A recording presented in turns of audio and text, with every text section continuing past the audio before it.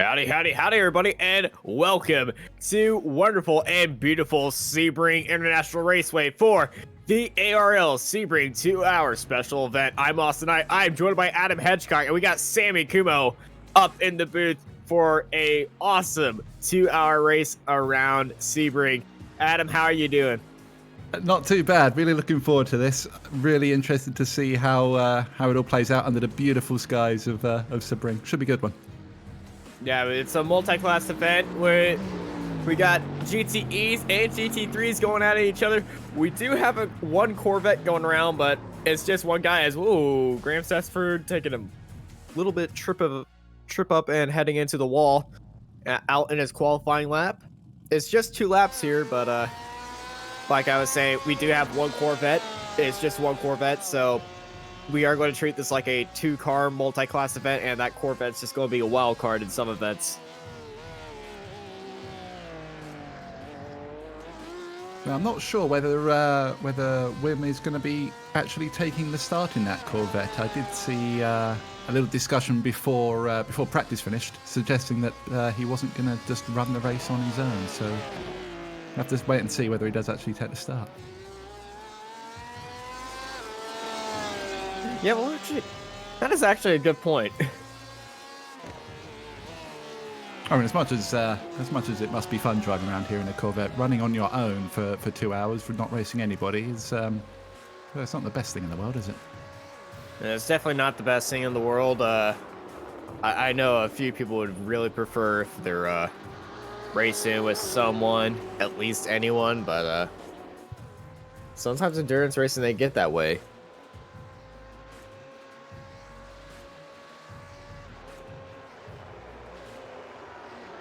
First time on the board, David Baker for CQR in the BMW GTE.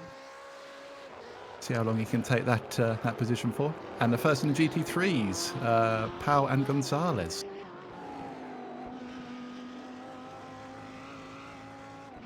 GT3's all on the new tire model, so having a lot of drivers adjust to that new tire model right now. I saw a lot of discussion in the forums on setup changes and everything, and a bit of difficulties with these cars.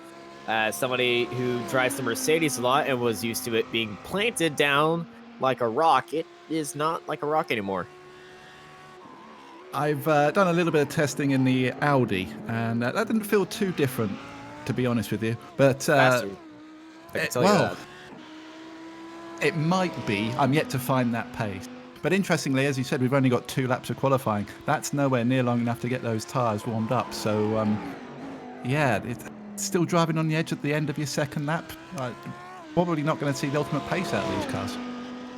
Yeah, the ultimate pace is not going to be shown, but the Mercedes dominance is not going to be seen here, as it's actually a Audi dominance 1, 2, 3 for the GT3 cars, because with that new BOP, the Audi has always been very quick around here. But the new BOP actually gave them a little bit of a push down the straight as well. So they aren't topspeed.com on the straights now. They actually do have some top speed. I can't remember what the BOP changes were off the top of my head. I want to say they skimmed 10 kg out of the Audi, but I'm not 100% sure on that. It goes. It does. It does.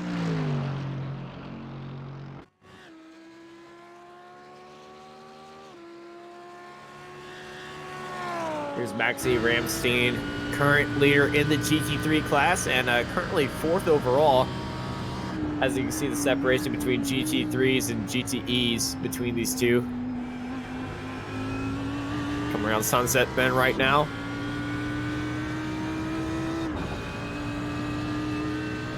And across the line, setting a 2-minute flat, so not faster at all. But that Audi seems planted. Definitely need that in turn 1 and Sunset. When you go over all those bumps on the concrete, nothing worse than having a skittish car over those. As soon as you start sliding, you're either in the grass or you're in the wall. Take your pick. You know what they say? You got to respect these bumps. Yep, can confirm, absolutely.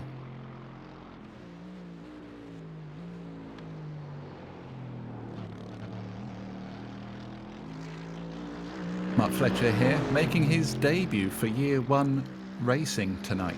Having a little conversation with him before the broadcast went live. Totally out of the blue, he informed me that he has left Radicals and he is now driving for Year 1 and is taking on a team principal role. Going to be looking after their road team, developing their drivers, and looking to take them to the next level. A little bit loose in the back end. Might have to start looking at their Formula Drift team as well. To be fair to Mark, he's a very, very, very accomplished driver. He could probably do that as well. That is true. I've been following Mark Fletcher for about 2 seasons now, and we've had a few good talks. Guy is extremely quick, so good pickup by Year 1.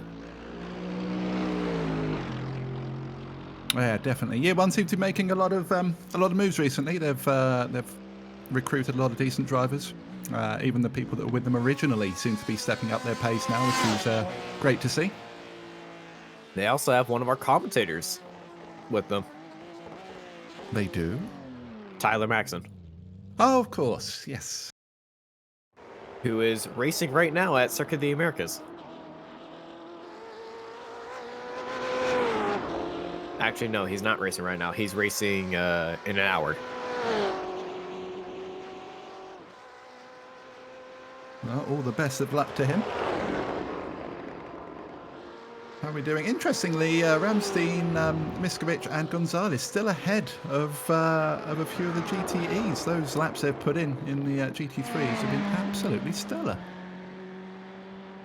Yeah, GT3's been putting in some banger of a lap time. But look at the GTEs, just so close at the top. And this wonderful 23-degree air temp and a pretty hot 36-degree track temp in Celsius. I think we've raced here plenty of times. 36 is relatively cool for the heights of Sebring. It has often offered up over 100 degrees. It's a tricky track at the best of times, but yeah, this one seems to be a little bit cooler than what we've done in the past. I'm American, so I don't understand the C, but it is lower than what I'm used to. 100. I think the last time I raced here, it was around 102, something like that. 104. That I'm used to.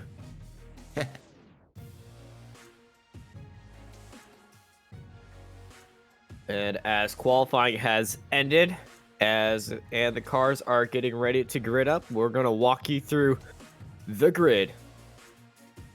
In the GTE field, taking pole for William Esports, it's K.A. Kashuba, with Alexander Voss joining him on the front row. Bruno Spengler in third, with David Baker in fourth, followed by Paulo Preto, Fraser Smith, Frederick Mitchell, Daniel Segley, Jonathan Kearns, Steve Brown, Dion Fialo,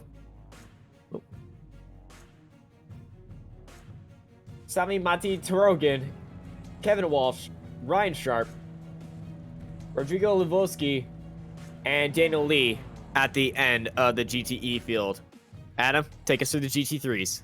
GT3s line up with Maxim Ramstein on pole position, Loren Mezowicz on second, Gonzalez third, followed by Mark Fletcher in fourth, Wade Hayes in fifth, with James Fordsdyke in sixth, Jordan McGlone, Joshua Power, Miles Owens and Andrew Lovesey round out your top 10.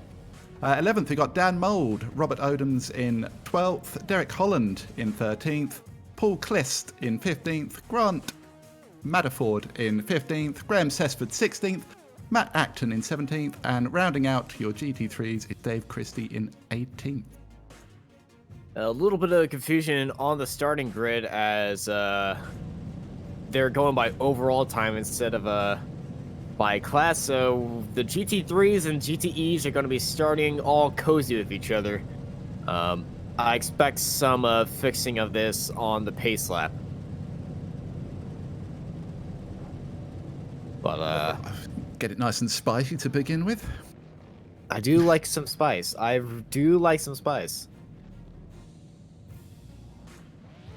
But pace car pulls off, and let's begin one of the longest pace laps, but a very enjoyable pace lap here at Sebring. And it's going to be a very, very interesting start, too, because there was a load of GTE cars that didn't put in a time.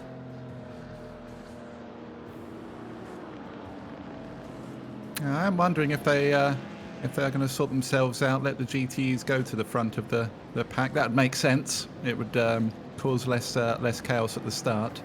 But then, I mean, if you're Ramstein and Miskovic and Gonzalez, would you want to be starting in front of the GTEs? You know, you've out-qualified them. Would you want to stay in front of them? Out-qualify them, yes. They're on a newer tire model, so it will take a little bit for them to get up to speed, but I feel like it would be best, honestly, to be starting behind the GTEs because the GTEs will be going a bit faster, but they will be avoiding a bit of an incident. So I would just say let them start like they are, but once again, I'm an agent of chaos, so don't believe me. But this is very interesting. Remember in the American GT at Montreal, we had an issue where, again, the classes were separated out. We had GTs and GT3s. But as we started, the GT3s as a whole were ahead of the GTEs, which wasn't ideal, but it led to some great racing. Very fun. It was very fun. Yeah. Not Sam's proudest moment. No, I mean, there was a lot of moaning beforehand, but like I said, it came with some amazing racing. We all had a brilliant time. So let's just hope these guys have the same experience now. A little bit different, but yeah, it should be fun. I hope it's fun for them. It's gonna be very fun indeed, as they're just slowly making the way around the course. Still some more getting those tires warmed up. The dancing of the cars, warming up those tires. Have you raced any of the Sunrise, Sebring Sunrise races today, week 13? I have not. No, I haven't been active at all in week 13. Unfortunately, just had other things that I had to attend to. But I might catch a race tomorrow. We'll see. We'll see. I've been catching. I've been seeing a few of these names pop up through those events, and they were flying through there. But starting at Sebring's a bit chaotic. We'll see these guys, as it's not a open series. It'll be a much cleaner start than usual. But I have been proven wrong before, as they're coming around Sunset Bend for the first time, and about to be the first time, and to start the clock for 2 hours. Here comes the pace car going down pit road right now. It's in the hands of Williams Esports K Kashima, as we're slowly approaching the start finish line, and let's go racing. 2 hours at Sebring.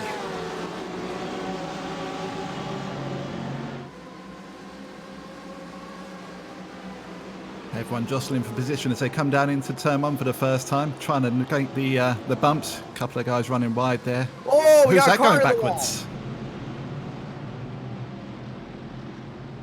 That'll be Jonathan Kearns in the. Hey, it's Alf.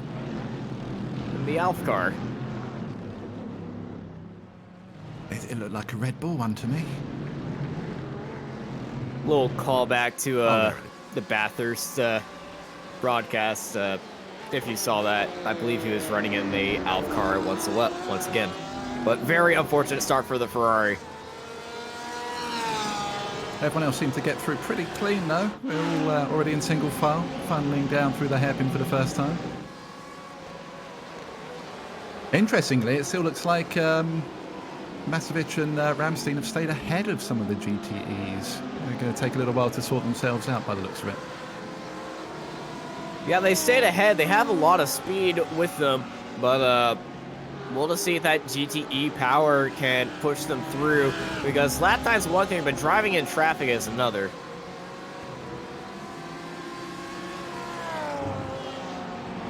Just to confirm that Wim Stockman's didn't start the race in the Daytona prototype. He did not take the start. Yeah, a few drivers didn't take the start. 30 cars on the grid.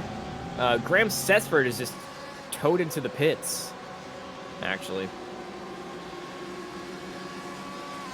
Looks like the GT3s have been in a kind of a minefield at the start at the back of that grid.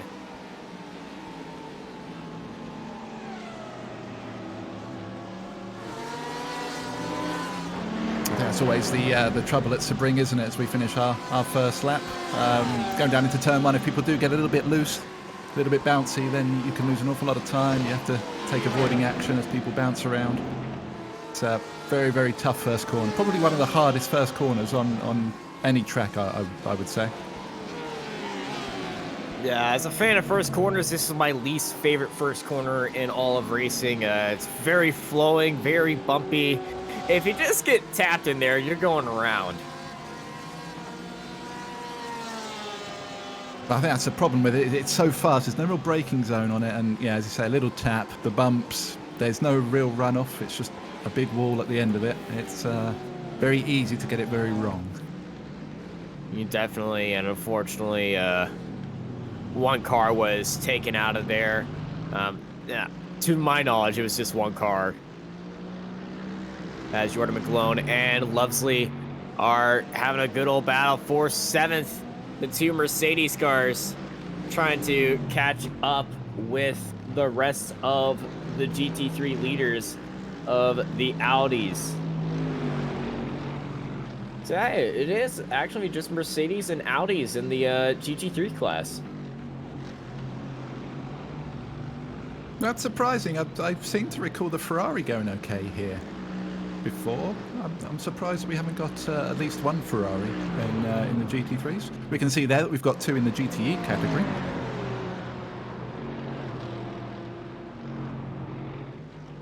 Unsurprisingly, a strong showing from the BMWs in the GTEs. Well, that's the reason why is that's because we only have 7 cars that we can register for a race session and Daytona prototypes. If that was in there, I believe one of the GT3s would also be in there. Ah, I see. Okay, I didn't know it was restricted like that. Oh, that's a shame. Ooh, dive down the inside. He's hugging down the inside of Sunset Bend. Walsh making it a great run, but he's going to be slow on the straight. Here comes Brown. Can Brown try to make a move up the inside? No, he's not. What a move by Kevin Walsh. Certainly got the bit between his teeth, hasn't he? This opening few laps, as we see Voss and Schube having a little ding dong down into the hairpin. This is, of course, is for the lead of the race overall. Yeah, GT3 lead and overall lead between Walsh and Kasherbe. Williams Esports, and I'm trying to figure out what's the team that Voss drives for, because I've seen that paint scheme before. I'm not entirely sure.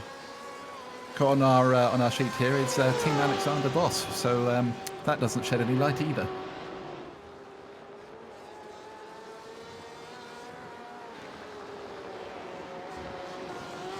I am seeing a DAZN logo on there.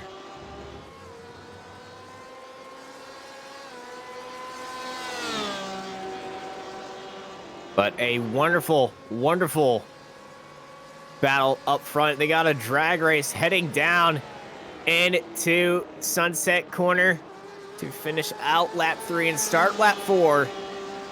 I expect these two to be in battle for most of the race. Let's ride on board with Alexander Voss as he takes us around a bumpy lap of Sebring.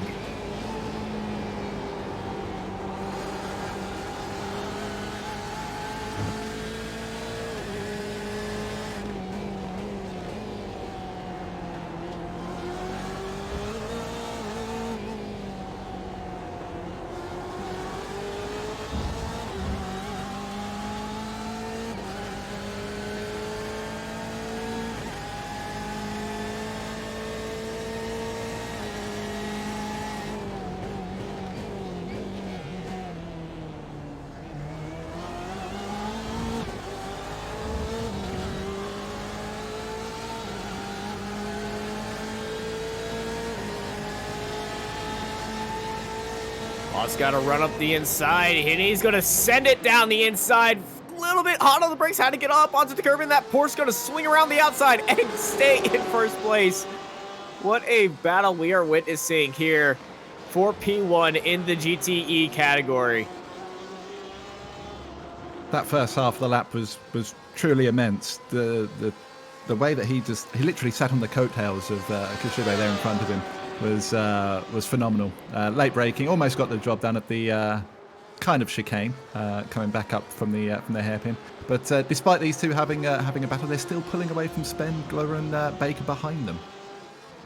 Yeah, they are definitely pulling away from the cars behind them. Bruno Spengler and Baker, both BMWs, trying to stay with the BMW Voss, who is just grinding on the gearbox of the Williams Esports Porsche up at front. And I'm telling you, that Porsche in the hands of K is just a different machine.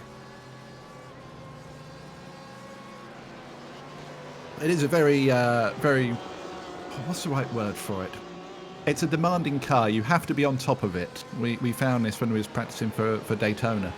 It's a great car. It's stable enough, but if you really want to get the most out of it and get the speed out of it, you have to demand it from the car. You have to be, like I say, you have to be on top of it, and to be battling like he is. And still putting in the pace that he is yeah, it's phenomenal. Absolutely phenomenal. Well, he is definitely on top of it. As Voss is prepping up for another move. He was looking good going through the hairpin, but here he goes once more. Same corner, looking down the inside, side by side. They go. The BMW is looking for it, and he's going to send it late on the brakes, hopping up onto the curb. Deja vu. I have been in this place before, but Voss this time holding it around the outside up onto the exit for the lead of the GTE category. Great move there from Voss. The difference between that one and the previous lap, he didn't hit the curb on the inside this time round. He managed to get a smoother entry, which meant he could get on the power a lot earlier, and the sheer grunt from that BMW just helped him accelerate away from Kashibe and take the lead. Interesting to see how long he can hold on to this, though, because as we've seen from the opening exchanges, Kashibe won't want to let it go. Yeah, Kashibe is going to be in the draft and locked in, but we're going to see the difference between the Porsche and the BMW in straight line speed. Who's going to have the advantage coming out of Sunset Corner? Both of them hugging that very tight inside line as they come down the straight. Oh, you can see the bumps as they skim that inside wall. As someone who's raced here in single-seaters in real life, I can tell you they are not fun. The guys in the garage with suspension, who work in the suspension department, really hate this track. If we look at your GT3 leader now, Miskovic is out in front, just ahead of Ramstein. These guys still have a gap over the GTs behind them, of Prato, Sedgley and Mitchell. I'd say that's quite impressive. These guys really do have a turn of pace on them. Quite a distance ahead of Fletcher in third in the GT3 field. Well, that's just showing you the pace of the Audis.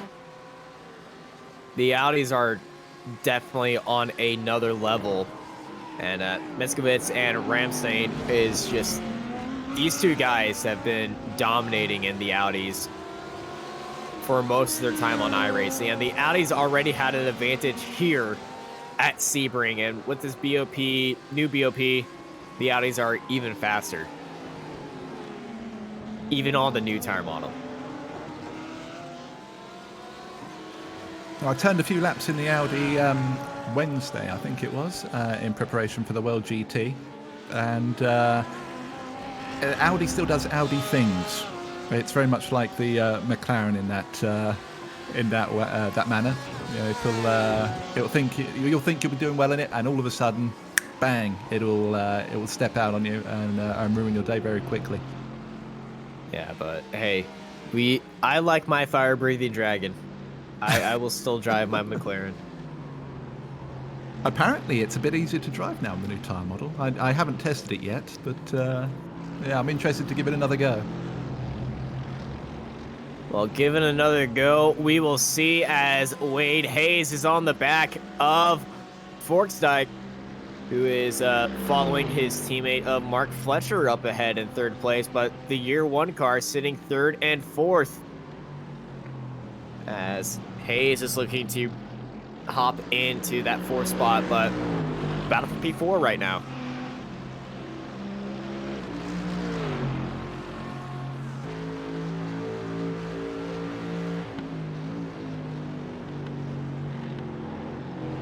Little bit of a slide from Hayes. If you could just hear the tires aching for grip as they go over the bumps. It's kind of a rhythm that you have to hit going through turn one, and the tires just get on stress and get unstressed because they're bounced up into the air. And if you just hit a bump wrong, you're going around. And setup has to be on point here, or else they're just going to have a bad time.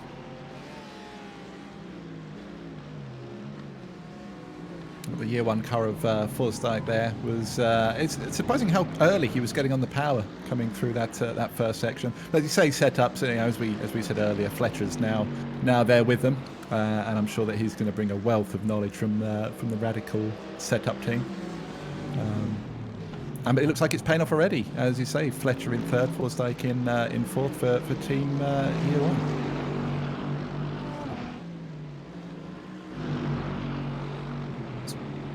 Let's go down the field and look at some other GT3 battles. This is the rear of the field between Action, Holly, Christie, O'Dams, and Kearns in the battle for 12th as, whoa, I think that was Holland going way off track.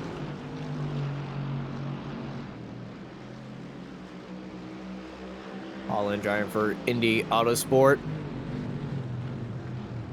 It's a very stealthy looking Mercedes, and I dig that.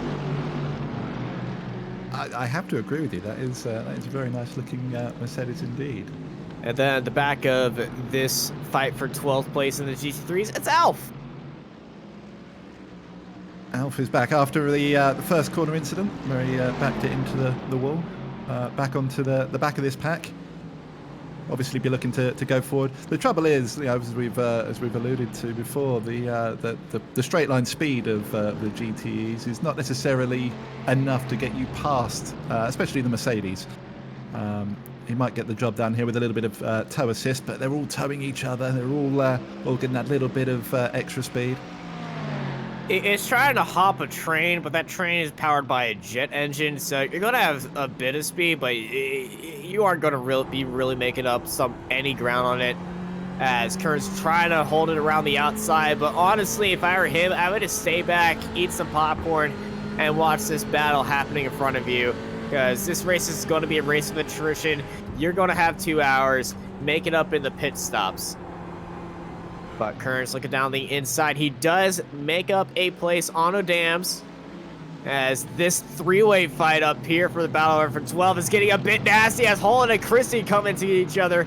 Holland had his nose in there. Christie was unfortunately just a bit affected by that because he was tapped by Holland. As there he goes side by side. It looks like Christie might be blinking in and out for us.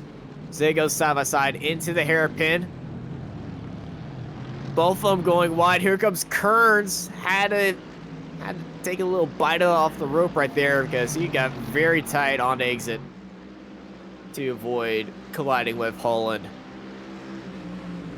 Great initial move there from Holland. He stuck the car up the inside and basically said to Christie, "Well, I'm here.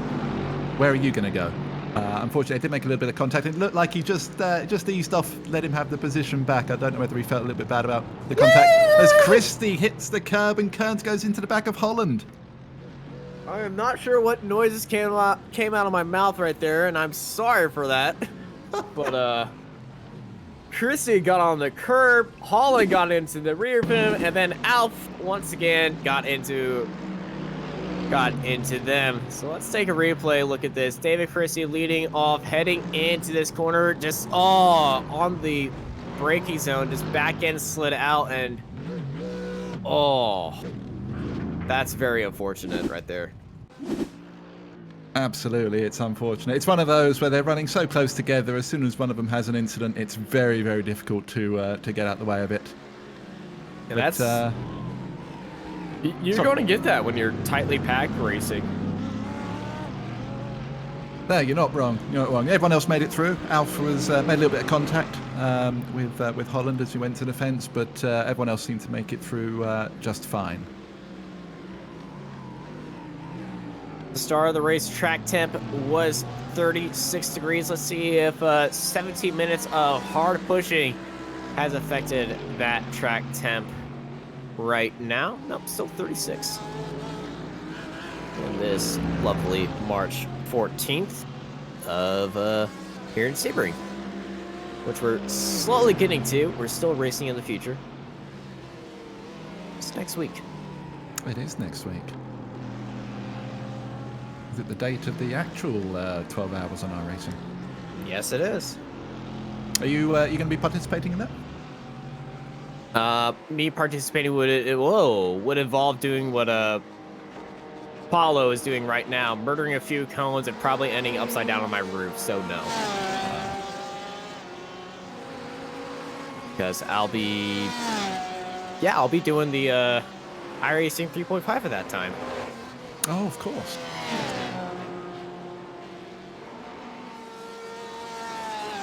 See Prato getting all kinds of sideways. He's really pushing to catch back up to these guys just in front of him. He's Little getting a lot mistake of in sunset.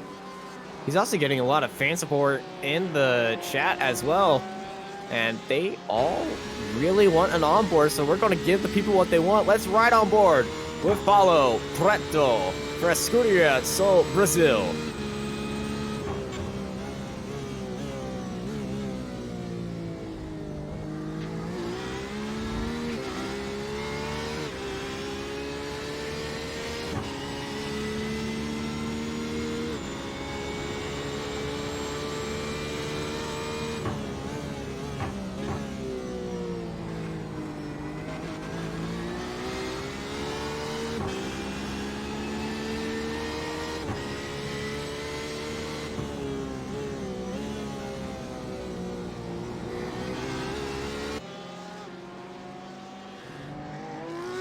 Ooh, Frederick Mitchell has gone off the track. What has happened here? That's Mark Fletcher ahead of him. I just missed his braking point. Fortunately for him, it wasn't late enough that he couldn't stop it before the wall. Just a little trip across the grass. No harm, no foul. No harm, no foul, indeed. But very unfortunate as he falls down the order. Well, actually, no, he didn't lose a spot. He's just lost a spot on tracks to GT3 cars, which he's been battling with right now, as Gonzalez has finally got ahead of Frostike on the run up into Sunset Corner, but he's gone very wide up onto the exit. Back end's kicked out, and here comes Frostike. Now, drag racing here at Sebring, side by side. They go for the battle of the fourth. Mercedes versus Audi power, side by side once more, heading in to turn one. Gonzalez holding down that inside, hugging the wall, and he's got it. Yeah, there's a time when you got a car on your inside going to turn one, you can't really fight it, because if they start drifting out over those bumps, there's only one place they're going, and that's into you. Sensible driving from Forsdyke. He realises it's a long way to go still. A replay from the Williams Esports. Okay, look down the inside. A very late dive, side by side for the lead. Pretty much mirror. Oh!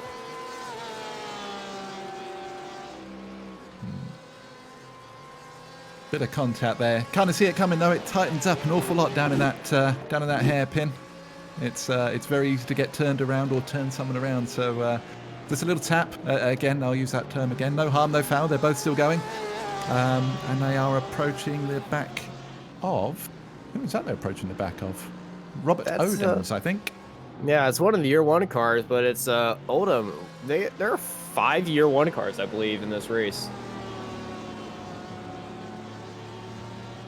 Yeah, it is Robert Odems.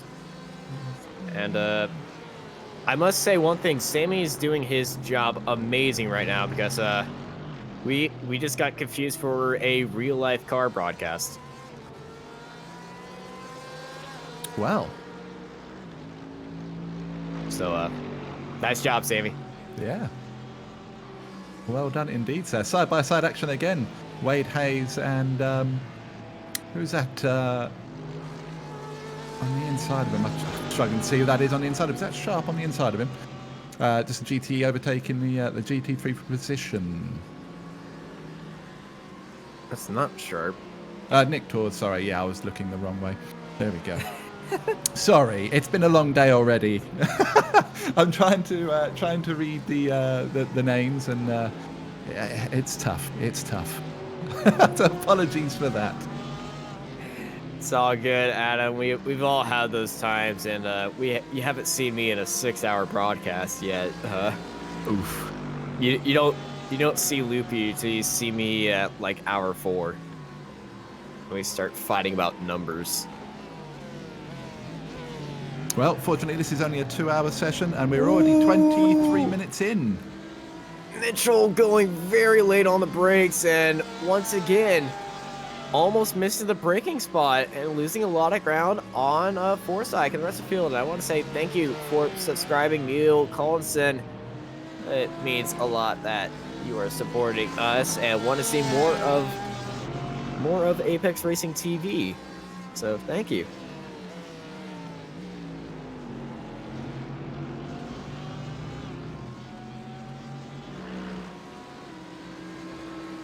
And Hayes, he's watching very intimately on these two.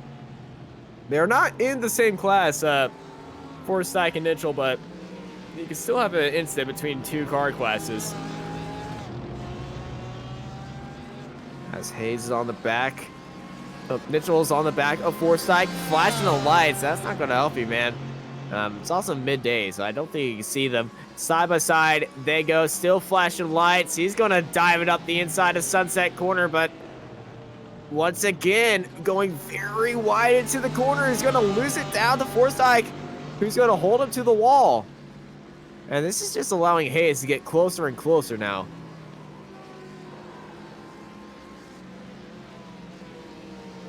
Once again, side by side into turn 1.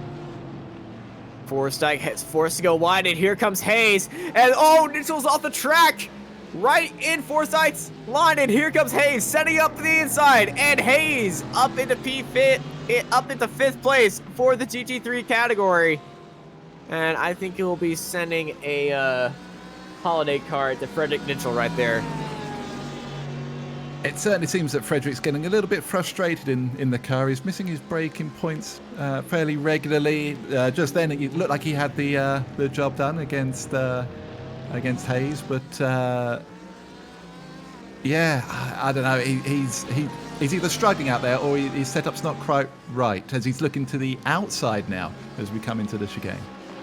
He's just trying to get past these two, but these two guys are so quick that they're on the pace with Frederick.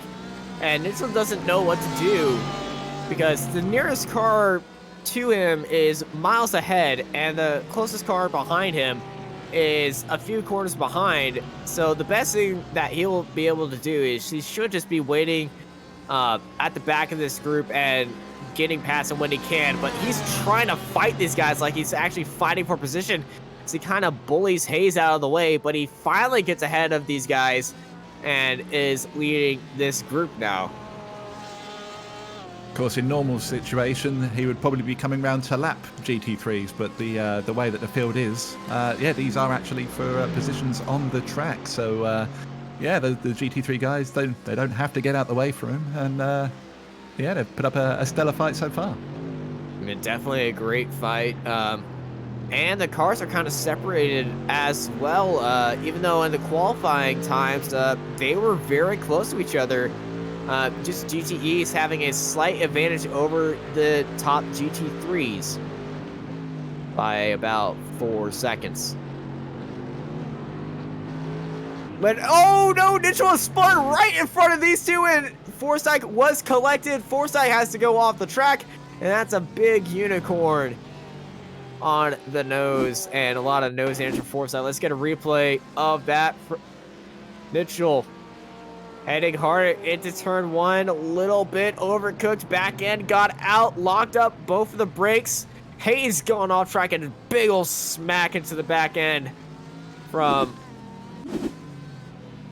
James Forsyth, and he's not going to be happy about that. Frederick done well there not to entirely lose the car, spin it all the way around, but tip my hat to Forsyth there. You know, big old whack to the side of the car, onto the grass. So easy to lose the car in the wall at that point, but no, he kept it straight, and he is well, he's hunted down Hayes once more. Wonder how much damage it actually caused, whether it's going to cause any issues for him with handling or straight line speed. And again, yeah, we've got Mitchell behind him, just trying to make up the ground once again. Yeah, Sharp is closing down that BMW, but let's go up into the battle for third between the new Year 1 racer Mark Fletcher and Gonzalez on his back. Mercedes versus Audi power, and Gonzalez has been making his way up through the field after not the best start in the world, after starting in third. Gonzalez looking down the inside. Fletcher held him off right there, heading into Sunset Corner. A little bit of holding off mid-corner for Fletcher. And here comes Gonzalez. And you can see the flash of the lights. Gonzalez was not happy about that move. Well, you have to wake up incredibly early in the morning to throw one up the inside of Mark Fletcher. I think we all know that. Fletcher done does what he does best, just covers the line and keeps the position. Gonzalez definitely not happy with it, flashing him and pulling right up to the back of him in the braking zone. He's right in that nose up onto the gearbox. A little bit of exporting track limits right there as they race on down to the hairpin. We go to see a dive off from Gonzalez. No, we're not. Just biding his time once more. He is planted right now. They're coming up on the lapped car of Dan Mold, who is just ahead of him, who had a very tough start. Oh my goodness, Gonzalez laid on the brakes, almost drove it through Fletcher right there. And you can tell he's trying everything he's got right now. A little bit of mistake right there, so that's going to resettle his mind, but they're driving very aggressively for it being the first 30 minutes of this 2-hour-long race. Racers will be racers. It doesn't matter how long the race is, they will always want to fight for that position. And we wouldn't want it any other way, would we? Let's be honest. As we're coming up to the lap traffic now, we've already seen Fletcher flash once to let him know he's there. Gonzalez, he runs really wide there, manages to hold it. Sticks in the draft as well. That's some good driving right there. Yeah, Fletcher getting the draft as well. Yeah, Fletcher got a great run coming out of there. Gonzalez, he's even missing the track, going off the track into a slide. He is still planted on the back of Fletcher. That shows the draft advantage that the Audi has and the speed the Audi has as well to stay with Fletcher even after being sideways for a bit. Yeah, he certainly didn't lack commitment, did he? Hit the grass and just kept it planted, got it straightened up, and yeah, straight up on the back of Fletcher again. What would you do in Fletcher's position here? As he gets a little slide coming into the left-hander there, Gonzalez right on the back and throws up the inside. He's sending it. He's looking down the inside. A little bit of tap to the nose of Fletcher. The Fletcher was not happy about that. If I was in his position, I would have stayed behind and just waited for a mistake. Maybe try to force a mistake, but I definitely wouldn't try to force a move. But that's showing on my driving style versus somebody who knows what they're doing. So, yeah. Well, to be fair, I would have done something similar, just sit behind and waited. But I don't know. 90 minutes left to go. Do you want to be sitting behind the competitor, or do you want to just have a little flex, show that you can get past them? Yeet. Yeah. Well, Gonzalez with a little bit of breathing space now. Yeah, Gonzalez, in that faster Audi, he knew he was faster. He qualified P3. He just didn't have the best start after that turn one. And speaking of not the best thing, we have a car off the track right now, and it's Sharp. Sharp set it off.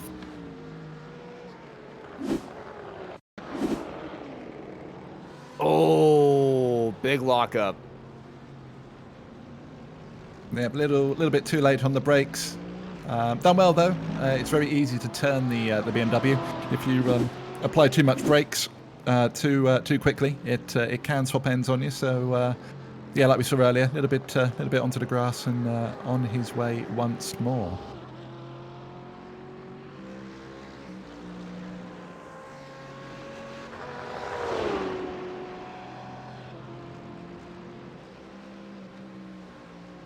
Just over half an hour into the race now.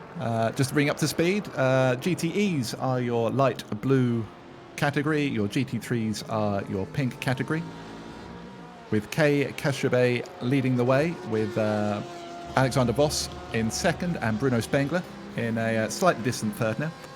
And in the GT3s, we've got Miskovic in first, with Ramstein second and Gonzalez in that battle as we saw with Fletcher, rounding out the podium positions at this moment. That's pink? I'm colorblind. Oh. It's pink, isn't it? Is it pink? It's red. Oh, you're killing me. I thought I was the one going crazy here. One of us is wrong. I know that. Yeah, I'm gonna say it's probably gonna be me. Like I said, I am colorblind. I do struggle with colors. It looks very, very pink. Who's that going into the wall? Just behind Fraser Smith. That's Smith into the wall. Well, he's not going to have to worry about that a lot because Sharp, the car behind him, was also off the track going into the hairpin. But Smith struggling a lot with that car, and I think he's got some suspension damage. It looked like he just got a little bit of a weight problem as he came into the braking zone there. It's a very sharp right-left, and if you haven't got the car settled, it can drift on you, and that's what it looked like it done there. Will we see him coming to the pits this time by? No, he continues. I don't think it really has suspension damage, but like you were saying, once the car gets unsettled, it kind of starts dancing, and when a girl starts dancing, she doesn't really want to stop, and you gotta calm her down, and that's what that BMW does. When it starts dancing side to side, you kind of have to roll with it, and don't try to fight her, or else she'll hurt you. I am talking about a car, not my ex. It is a big old car, so yeah, when it starts to go, it's all in. There is no half measures, but yeah, it looks like it's all okay for Smith. So. Hopefully no long-term damage there. Yeah, no long-term damage that we can see right now. He's sitting comfortably in 7th. 5th and 6th ahead of him are in a big old fight, and that's with the fan favorite Sedley and fan favorite Bretto. I'm pretty sure his fan club are going to hop into chat at any point and cheer on their buddy. Speaking of chat, apparently Brandon Wilson sees gray.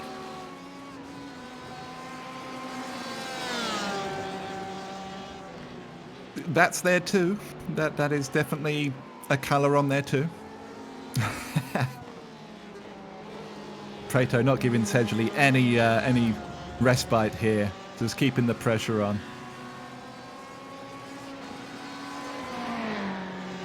Sometimes that's the better thing to do in long races like these. You know, you don't have to make the passes. Just sit there with the car, wait for them to make a mistake, put the pressure on them, ask the questions. And that's what Prato seems to be doing at this moment in time. And think about your strategy with going into the pit stop, because I don't believe any of these cars could go an entire one stop on here. So they will have to go into a pit stop, and I'm expecting that to be the biggest thinking point of this race. And oh, Benjamin Gonzalez, he was up in 3rd place going off in Sunset Corner, and he's avoided the wall. That's very unfortunate for Gonzalez. He's been having a tough race, tough start, and 1/4 of the way through the race, very rough starting first quarter of the race. Of course, we see him having that big battle with Mark Fletcher previously. And as we've said before, Sunset is so easy to get it wrong. If you catch a bounce wrong, you can go straight to the outside wall very quickly. But there doesn't seem to be too much damage. It looks like it's tracking okay. Can't see any crabbing of any kind. I don't believe it hit the wall. I just saw him park it right at the wall, and then he hit the reverse and backed out of there very cautiously. So no damage that I could see. I think it was just a minor lockup that caused the car to over-rotate and just have a big old slide. That, of course, gives Mark Fletcher a bit of breathing space now and promotes Hayes up into 4th position, which, given his trials and tribulations so far this race, I bet he's absolutely thrilled with.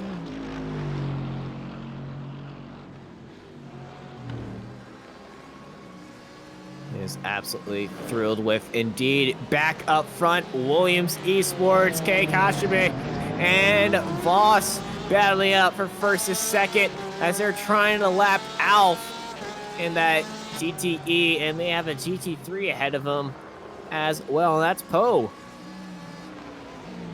Or Pow. Well, let's hope it's not the latter and they can get past relatively easily. Yeah, Case swinging around the outside of him, but no, it's a bit of no holds barred. Pal lets him by, and Kay stays in the lead. Ooh, a lot of dirt getting kicked up right there.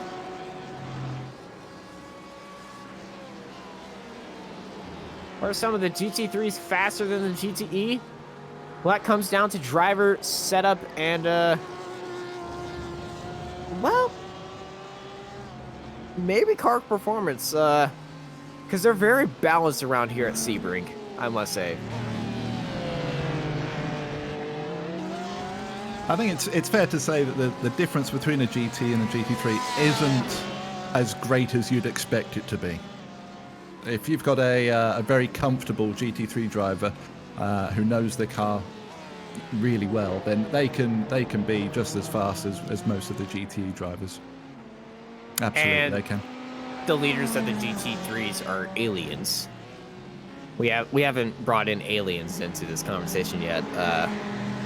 If you look at the minimap of the GT3 leaders compared to the 3rd place of the GT3 field, they're at the start of the straight, and the 3rd place hasn't even gotten around to the back part of the track yet. Yeah, they've certainly upped and ran, didn't they, Miskovic and Ramstein? Although that said, Fletcher and Gonzalez were battling for quite some time, so that would have slowed them up a little bit, but you're absolutely right. They are a long, long way ahead. As you see, Voss has now taken the lead. Oh, a little bit of lap traffic causing some dramas for Kashime and Voss, as Voss is now, once again, your leader here at Sebring. I do wonder if there was a little bit of an issue with the lap traffic going down into the hairpin, but Voss, no second invitation needed. Well, let's take a replay. Look at this as, oh, slow car down the inside, slow car around the outside.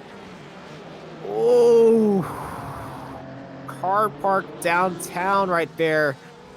Kay had to get out of the way from the slow Ferrari. It was a little bit too much braking, and Alexander had the right line, avoided the incident. Both these cars did. So that's good news right there, but they are still nose to tail right now. Voss and K, P1 and 2. For a moment there, I thought Kashibe was going to have a little look on the inside. Voss gets incredibly close to that inside wall at Sunset. So close. Well, Voss is, I was in a practice with Voss, and he was just hugging that wall every lap, and the guy has 9.2 I rating. So if there's any alien in the field, it's definitely him. 9.2. Okay. So stuff dreams are made of. Stuff dreams are made of, indeed. As, oh, it takes a big hunk of curb right there. I saw the car shoot up onto the exit.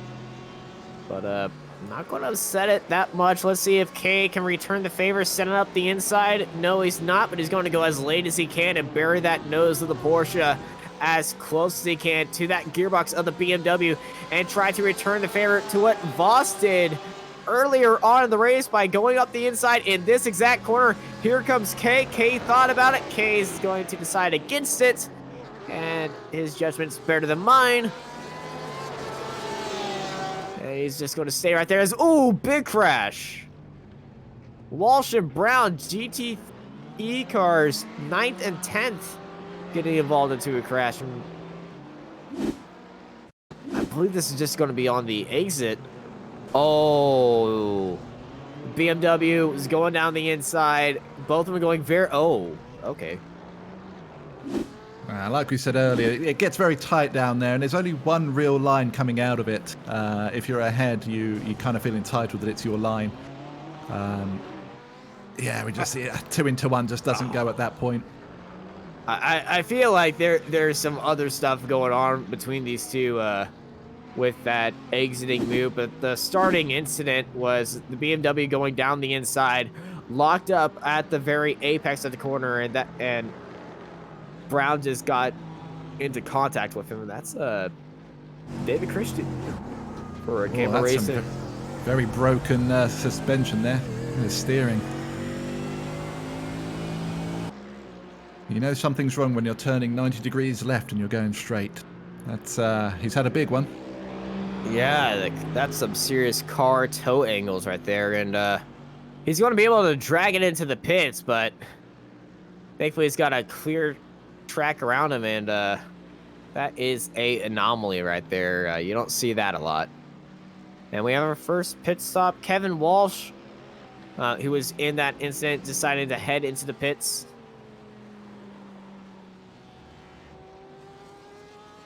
And it seems like some of our eagle-eyed viewers has spotted that the Porsche of K has a little bit of damage.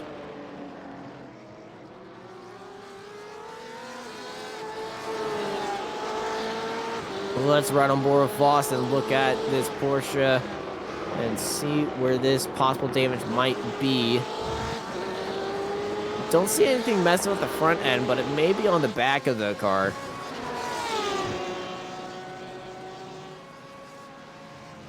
Fortunately, my color blindness doesn't stop me from reading. It actually says advantage, not damage.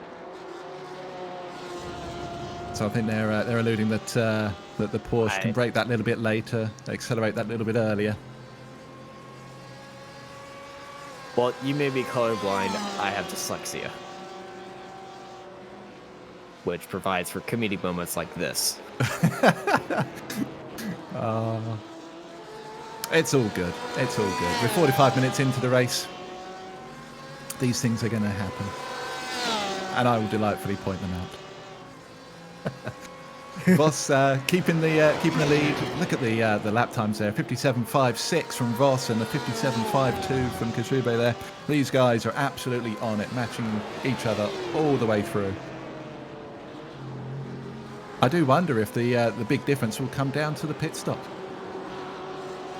It's definitely going to be the pit stop and the strategy used in the pit stop, because if you can go an hour into this race and not go into pit stop, you just have to do one stop. But I feel like these cars right now are on the edge of their seats and the edge of their fuel tanks right now, and starting to be concerned on when they're going to the pits. But I think everyone is good for the hour mark. I'm going off of Daytona road specs right now, and I know that those cars only went about 45 minutes. Ooh, Voss getting very loose, and oh, in the wall.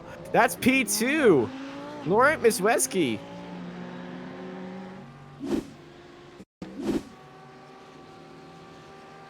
Down into Sunset Bend then.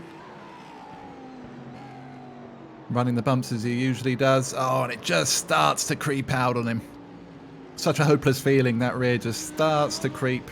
Not a lot you can do, but once again keeps it out of the wall. Kills a cone on the way back onto the track, but on his way again.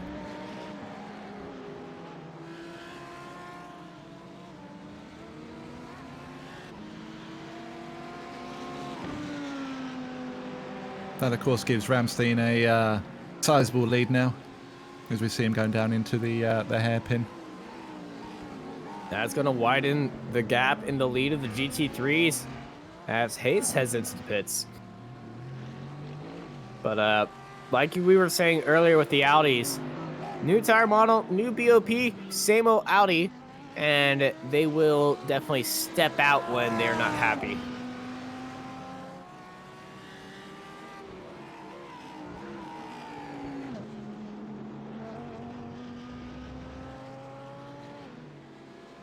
Now, what does Ramstein do here? Does he put the hammer down and try to extend his lead, or will his pace kind of tail off a little bit? You generally find that when you're racing someone close around you, your pace will pick up, because you've got something visual there.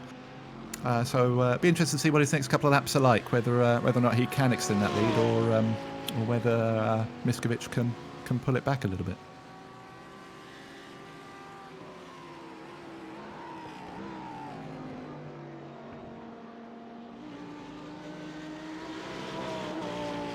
Very cautiously through sunset there.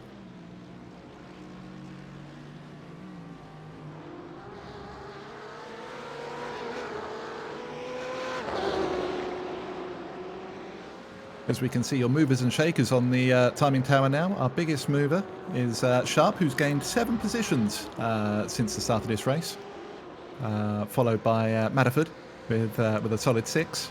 So not real big moves that we'd normally see, but no real big losses there, which is always good, I guess.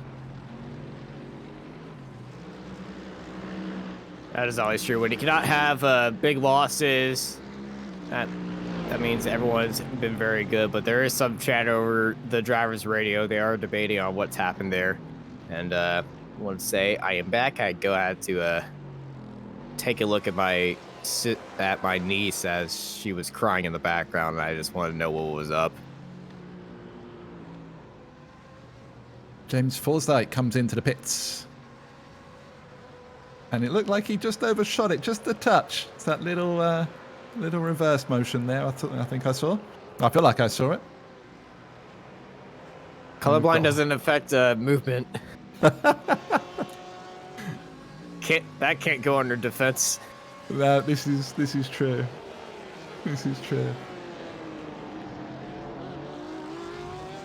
Voss still under immense pressure here from Kashube. And Kashube's been on point right now. He does have the advantage in that Porsche through the corners on that BMW, and maybe down the straight as he gets a lot of speed heading through that corner. And it's where we see most of the moves for the lead, actually. It's a very weird corner to be seeing the moves being made right there, because it's kind of a switchback chicane, but you get such a great run coming out of the hairpin right there. You can just send it up the inside to set up for a great run out of the following corner. Well, I have to agree with you, because the first part of that chicane is very, very wide, which gives the person on the outside plenty of room to play with. And then the second part is a lot sharper, so you're almost conceding the corner before you even try and make the overtake at the beginning. Yeah, very, very weird one. I definitely agree with you on that one.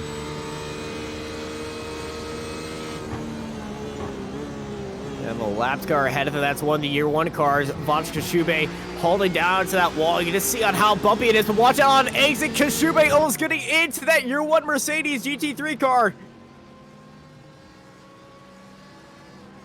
But both of them keeping it very clean. But Kashube had a lot of speed coming out of there, and if that GT3 car wasn't there, we would be having a very different turn 1 right now, and I would say that would have been side by side with Voss and Kashube. Definitely a hold your breath moment there if you're Kashube. One thing that you definitely don't want on the outside of Sunset or Turn 1 is a car on your outside. You want to be using all of the track. But he managed to keep it together. Sometimes if you try to manufacture more steering angle going through there, you can lose the rear, but he showed his driving standard there and kept it nice and tight and avoided that murk.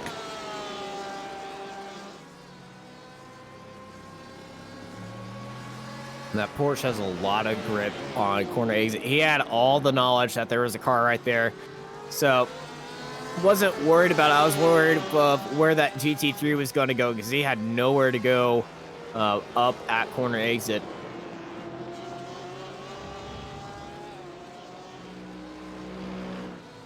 As these two guys are still buried with each other as Misiwetz is heading into the pits. And we saw Lauren actually make a mistake earlier on in the race coming out of Sunset Quarter, I believe last lap. Or 2 laps ago.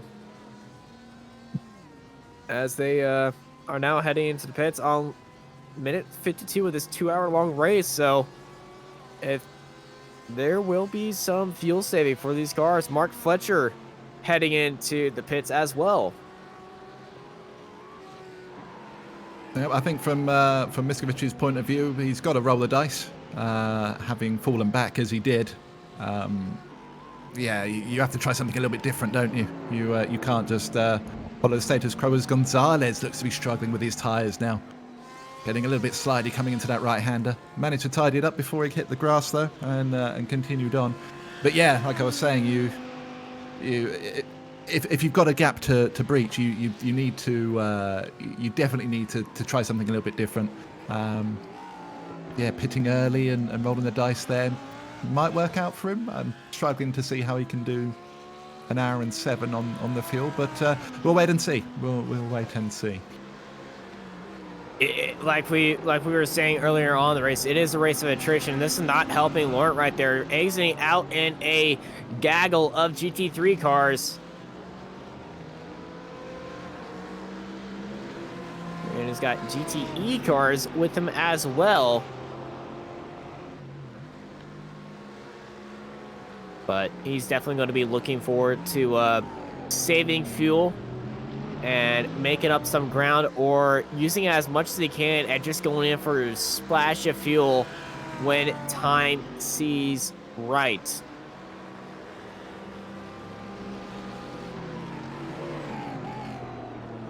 Well, if you were to ask him now, I'm sure he would. Sure, he'd say he's got everything under control. He knows exactly what he's doing.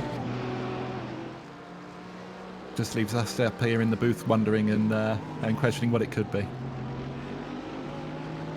Also, leader of Ramstein, he is still staying out. And, oh, that's some damage on Voss. Voss has some front left damage on that car now. And he's going to head into the pits with Kei Kashibe. So not only has these two been battling out on track right now, their pit crew is going to be battling in the pit stop. And I think Voss is going to have, he's going to be using that faster pair. So Kei is going to be an advantage on here. If that faster pair is used, who's going to leave out of the pit stop first? A little bit of a weird pit stop for Kei Kashibe, as he went into his pit stop, but it wasn't his. So he slowed up first. Who's going to win this race off of pit road for the overall lead of this Sebring 2-hour race? And this is where I want to argue to iRacing to once more put in animated pit crew for spectators. And here comes Kei. Kei's going to win it off. That is not Kei. That was a GT3. And Voss is going to win it off ahead of Kei. Full start from the GT3, just toying with you. Yeah, Voss comes out in the lead. If he can get it just right, he'll have the Mercedes between him and Kashibe, and he does indeed. That's McGlone in between the two, and McGlone went for a slide. McGlone got turned around right ahead of a...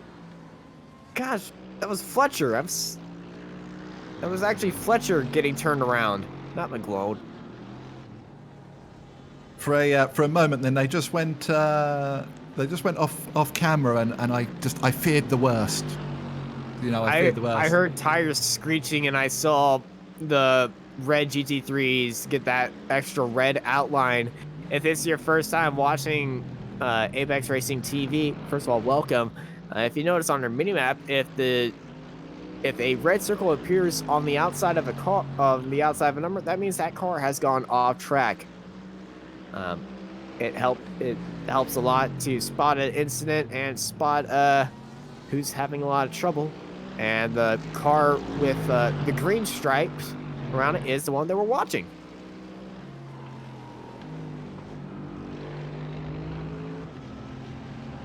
Miles Owen here down in P13 of the GT3 class. Seems having a pretty quiet race. Just doing what he's doing. A little bit of a fan club in the chat, which is always good to see. Yeah, drive for OTLRacing.com. Oh, a little bit of cone murdering right there. Hashtag cones lives matter. But no harm, no foul. He was being lapped. And let's take it over to Matt Acton, his teammate right there. Not murdering cones. I have to admit, I am a sucker for orange and black cars. I do enjoy orange and black liveries. So both of these cars do look very pretty to me.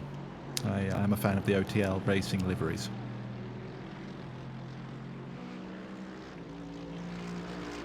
I'm a fan of shiny cars.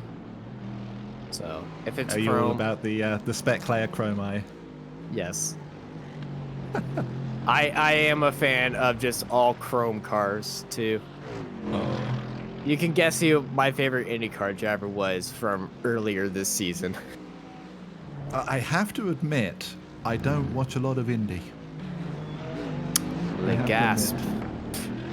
You need to, man. My apologies. Yeah, no, I enjoy Formula One. A little bit of British touring cars, but other than that, yeah, it's all about the iRacing life. Derek Holland, very happy, content-looking man. Still circulating. Had a few issues early on in the race, but dusted himself down. He's still going, and is down in 16th position, despite all of his Holland's problems. Car. Sorry, go on. His car looks good. He was driving a Porsche in the American GT. Very retro-looking livery. It was very nice indeed. Very, very nice. Yeah, this livery, I must say, I love it even more. Stealth matte black with this golden chrome stripe on there. That's appeasing to my senses. Which is shiny. All about the shiny. As we see him go down the start-finish straight just a moment ago, we saw that Spengler and Baker were in the pits, the inheritant leaders of the GTE class. And they just been overtaken by Voss Kasherbe. Back to the real leaders. It just shows the gap that Voss and Kasherbe have built up over the first part of this race, though. Spengler only now coming out of the pits. And these guys are already tanking down towards the hairpin. And as we're an hour through this race, every time we look at this camera shot, we get to see the front of Kasherbe's car. Big step out for Kasherbe right there, under braking, back end kicked out. Had to take a little breather right there and get off the gearbox of Voss. But as I was saying, the front nose of Kasherbe is extremely dirty right now. This is why you don't race in white cars.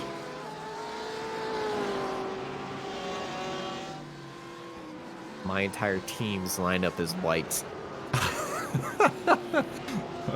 I pity the guy that has to touch up the paints after each race. That would be me. I'm sorry, buddy. I feel for you. They were white, I must say, but the Voss getting loose coming out of Indianapolis. I was just about to say that it looked like he'd actually built a bit of a gap, but I think he was pushing so hard he got a little bit on the curb and just made the car get twitchy. Again, we've seen these guys time and time again as Kasherbe going round the outside into sunset. Great move. Oh, Voss coming back up on the inside. Great move, great recovery by Voss. Kasherbe and Voss drag races side by side, still side by side as they finish out this lap. This Kasherbe barely ahead of Voss. going side by side, heading into turn 1. Voss in that BMW. Trying to hold it around the outside, looking for that switchback now, up onto the exit. But he's still battling it with Kashibe. And let's ride on board with the BMW of Voss as they have this little lapped car traffic ahead of them. Very respectful driving from both of them there. They're not leaving anything on the table. They're really going for it. Voss just trying to stick with Kashibe now, hoping that he doesn't get held up by the lap traffic. Very late on the brakes, coming down into the hairpin. Yeah, both of them looking for each other's weakness as they made that one look easy. A little bit of both of them being held off in the braking zone from that Audi who was holding outside. They both had to go up to the inside. No one had the advantage, unlike last time where Voss shut up the inside as there were GT3 cars inside and outside. Kashibe getting onto the curb a little bit. But you just see on how hectic it is. Just racing nose to tail in these cars around this track. Good driving from the lap traffic there. There's nothing worse than coming up to lap someone and you don't know where they're going. Both cars they passed, they were very predictable, held their line. Voss really pushing the limits of the car now. You can see him just working the wheels, throwing it left, throwing it right, trying to keep it on the center. But Alexander Voss kept it pointing straight. Great car control from the BMW driver. So head into sunset once more. You just hear the tires screaming for grip through there. Nothing better than seeing one of these cars go through a right-hander while turning left on the steering wheel. That's when you know that the driver is fully committed. Or about to be seeing a wall. Or showing off. Well, this is true. And any of the above. We hope it's the first one, because that leads to great racing. Voss pulling right up to the back of Kashibe again there.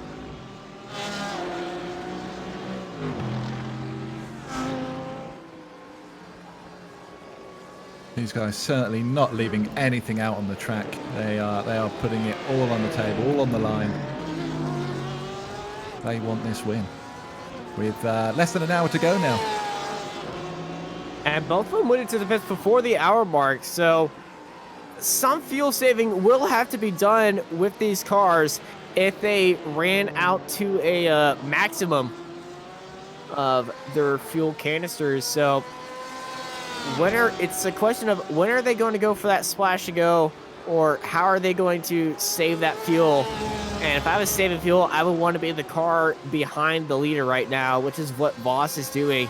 He can just lift off and coast for a little bit and try to save that precious amount of fuel, or maybe crank it down to a lower engine mode down the straight and save that amount of fuel. Yeah, I'm with you on this one. I'm scratching my head trying to figure out what this strategy is. You know, when are they going to come in for this little splash? But, and I'm going to say it right now, at an hour and 5 minutes, it wouldn't surprise me if we've got it entirely wrong and they manage to do it just on one stop. Well, I'm ready to be proven wrong.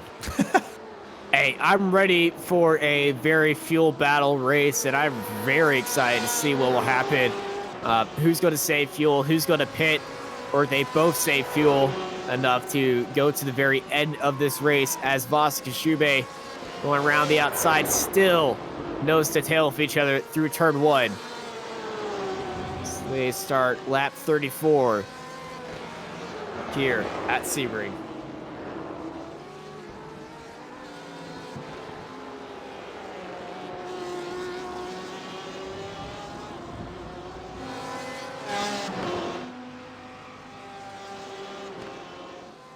The pace that these guys are showing, we've alluded to it before, we've spoken about it so much. They are coming up to lap the GT3 leader. Such is the pace of Kashibe and Voss. Miskovic in a league of his own at the moment with second place. Gonzalez going through battles of his own some way down the road. But Kashibe and Voss now just coming up to the back of him. How demoralising must that be? I'm sure you're in a slower class, but but you're dominating your field, and you're still getting that.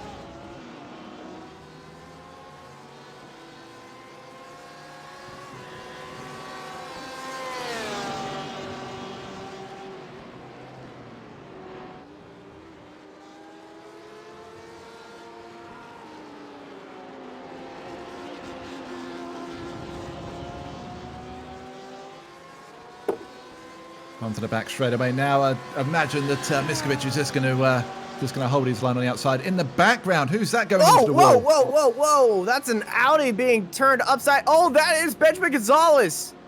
Not Gonzalez again. Oh, Gonzalez taking a ride here.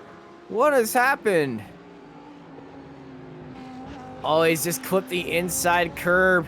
And then he went onto the outside, rode into the grass, went hard into the wall, and then he just started moving up and down, side to side, like a roller coaster.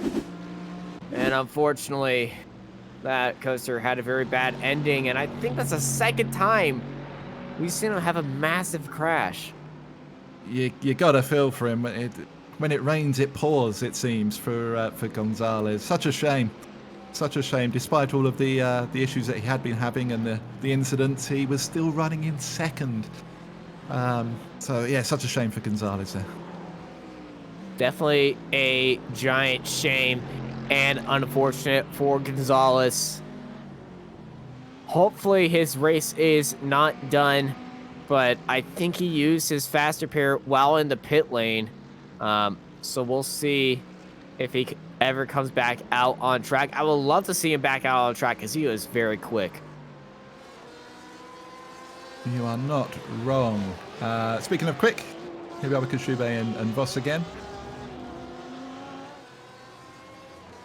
Still putting in some blistering laps. Now that they're past Miskovic, they have a nice bit of clean air in front of them to go back at their battle. Of course, Gonzalez crashing, it promoted Ramstein back into second for the GT3s.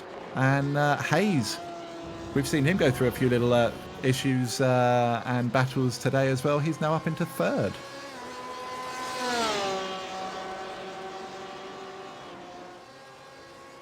Yeah, Hayes has been all around the pretty much all around the GT3 field, but he's moved his way up into third place. And that Kinetic racing car looking very nicely, and they'll be very proud to have that car up on the podium. Back up front, Shube swinging around the outside, Voss looking down the inside, side by side at turn one, but because Shube had that line all hooked up right there.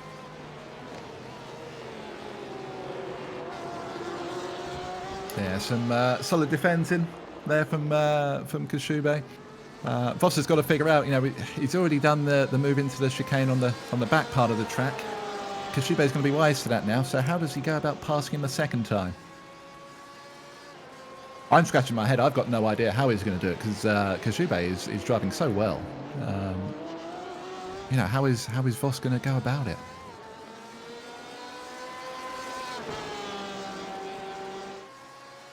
Speaking of good moves, by the way, just going back onto Hayes, for me, he's still got the move of the day so far. That little dive into the hairpin where he took 2 places in one go.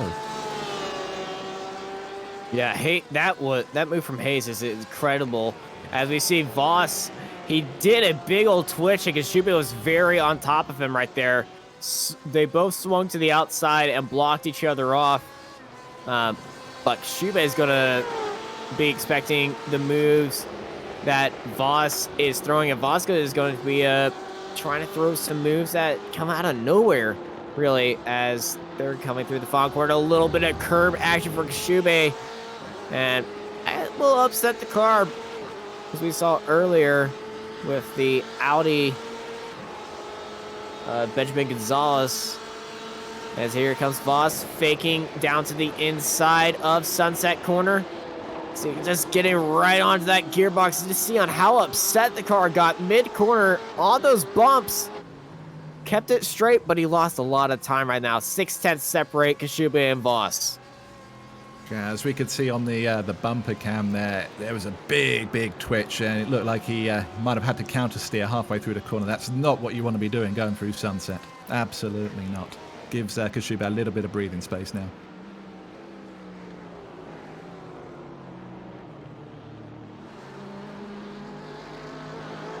Bruno Spengler currently running third in the GTEs.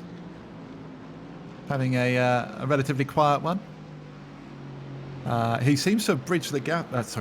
Made a gap to Dave Baker. Those two were relatively close earlier on in the race, but not sure if Baker had some issues. Gap.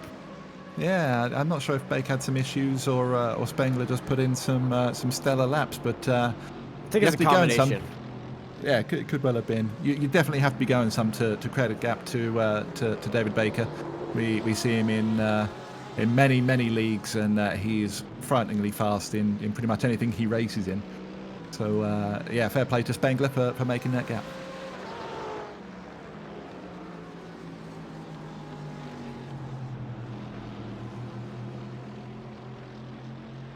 And you see, that's the Odam's car, the Year 1 Odam's car. Robert's got a lot of damage to that back end. I think there might have been a little bit touchy with that Mercedes. It's been a long time since I've driven the Mercedes. I know. We see a late move. Oh! Very late move there. Oh, and they're still going at it.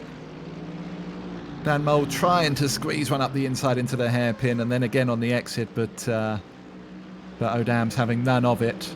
Just parking his car, putting it in the middle of the track, and saying you're not going past. You ever seen You ever seen two beehives fight each other? They just lock on and never leave each other alone until they're gone in pieces, and I believe that's happening right now with these two.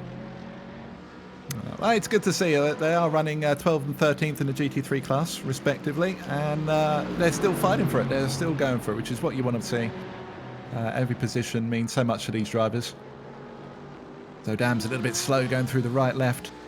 Voss down the inside at the chicane. He has made it stick. Voss back into the lead of the GTE class.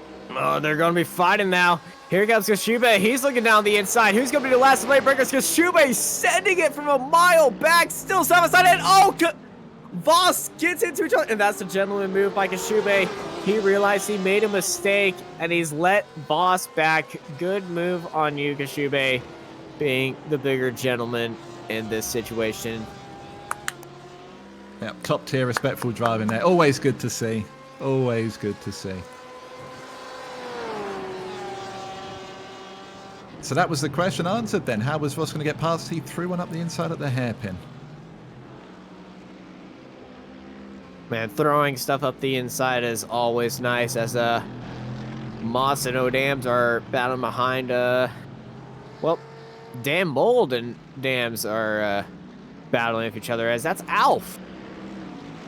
What's more, popping his way in there. Kern's in P8 right now for the GTE category. I feel like Kearns has always been where we're looking. I don't think there's been a time where I haven't not seen Alf. Well, why? Alf is always the best thing to look for, so... Well, why not? Since he pointed it out, I don't think I've not seen it in a shot. He seems to be everywhere on the track. He's our little Easter egg here on Apex Racing TV. He's always in every stream. I wish he was in every stream, but unfortunately not. As both the GTEs. Dam's going off, and so did Dan go off, and Dan, it's looking like Dan's missing his trunk lid. I think the Ferrari there of Alf just he showed to the inside, and I think O'Dams was a little bit caught off guard by it. He wasn't expecting it, and just ran a little bit wide. Dan is missing his trunk, or the boot. The Europeans call it. The boot. I do wonder how that's happened without affecting the spoiler. Usually the spoiler's the first thing to get bent. Yeah, that's the weird part about it. I'm not sure. Is that a weight saving tactic? Can you now just remove panels from the car? Because if you can, why am I not driving a roll cage around the track? All cars now look like aerial atoms. Scaffolding on wheels. But yeah, interesting one. You should definitely see some off-road. Oh, Kearns! Got turned around, and Alf making more camera presence. And on the front left of that car, if you didn't see that, it does say hope. And he does still have hope that he's going to finish this race, still sitting in 8th. I'm saying he's not a million miles away from Sharp in 7th. So yeah, if he has a good run, a few laps, he certainly got a chance. Definitely got a chance now with Sharp running wide, going into the right-hander. Outbrakes himself. Has he come out of the wall? Yes, he has. Yeah, Ryan Sharp for Ice Dragons Racing. Unfortunately, fallen down a little bit. And I think if you're running crew chief right now, you would have got the guy ahead. Just win off the track, go chase him down. So we might get a very tasty midfield battle in the GTEs. Kind of feel a little bit responsible for that as we see Fletcher back into the pits once more. From 4th in the GT3s. I wonder if he's got an issue there, or maybe this is the first of the splash and dashes. Be a very long splash and dash, but hey, pit early, don't have to stay that long, won't have to worry about the chaos at the end of the race, because we see these endurance races end up with some crazy stuff with cars on the preferred strategy of pitting early. Well, pitting as late as they can to lower the amount of fuel that they will have at the end, but we've never seen it work the opposite way. So Fletcher dropping down to 5th place now, and coming out with a splash and dash on his own.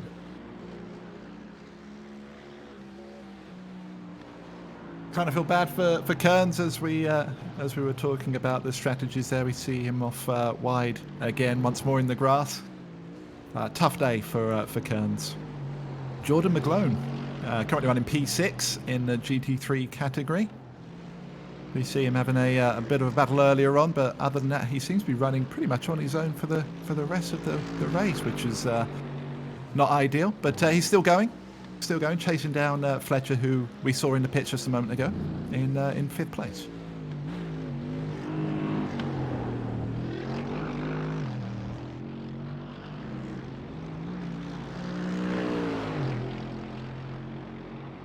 Such a wonderful sound these Mercedes make. Nice low grumble. You can really hear the torque as they're coming out of corners. Good old roar. Yeah. Also, I gotta say, I love this scheme that Jordan is running right now. That is a very colorful car with a very base black. As the canvas says, oh, the OTL car of Miles Owens is stopped at Sunset Bend. And that's a lot of damage. And he's going to bring that into the pit lane.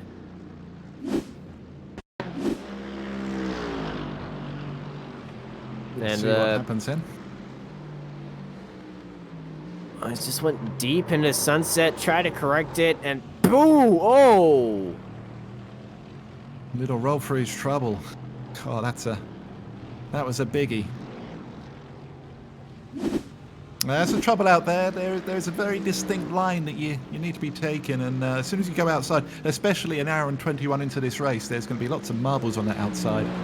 As soon as you start running on them, that's it. You're on a one-way trip to the wall, and unfortunately for Owens there, yeah, that was the case for him.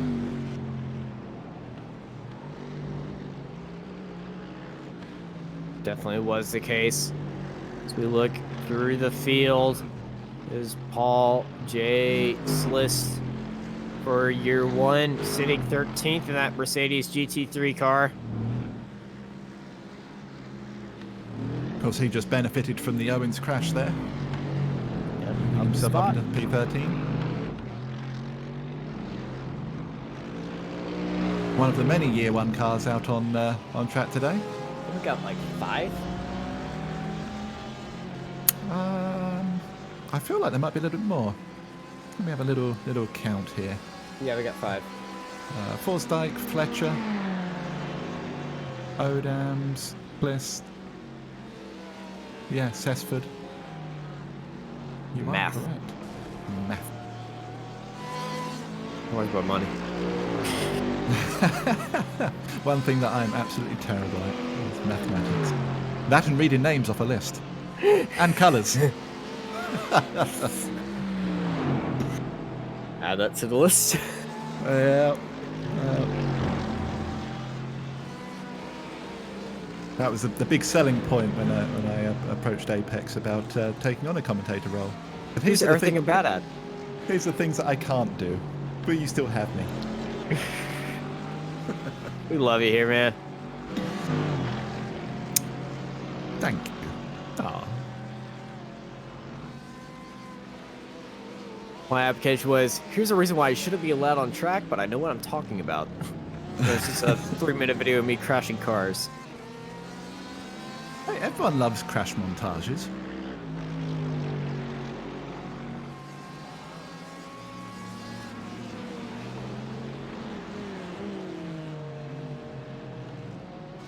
Steve Brown for Indy Autosport. We're looking at right now down in P10 in the GTE field. Trying to chase down Nichol just in front of him.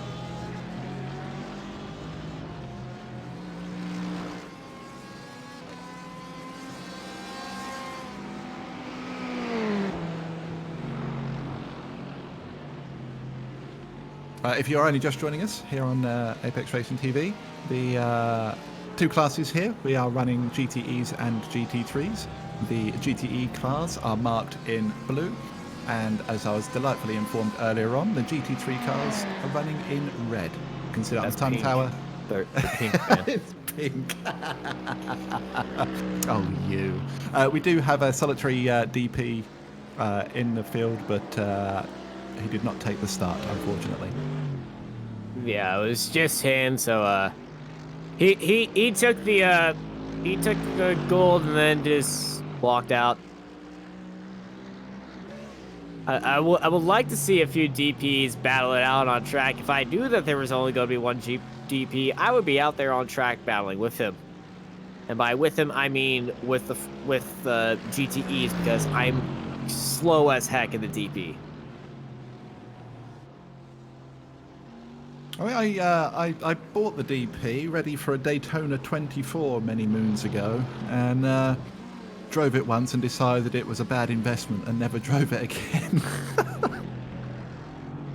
You and I have similar buying decisions. Yeah. Have you partaken in the new GT4? Have you driven that? Oh yes. There are a few videos that I've been working with in the new GT4 cars. So if you see a car that's on its roof and a wheel missing, and then just sitting in the pits with a wheel gone, anything that involves a wheel missing, yeah, I may have been involved, including the ones with the K&Ns. And oh, Steve Brown's around.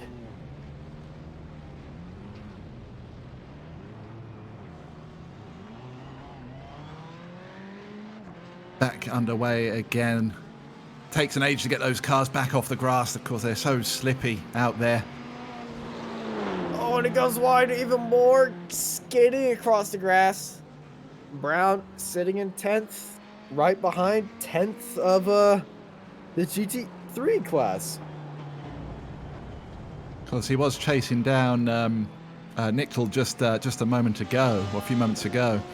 Trying to chase down Frederick there. He was closing the gap a little bit, but I just wonder, you know, if he's made a little mistake, ended up on the grass, and as we saw, running a little bit wide once more, and then again coming onto the back straight. Whether he's just driving a little bit angry at the moment, whether he's ticked off at himself for making that mistake after closing the gap so well.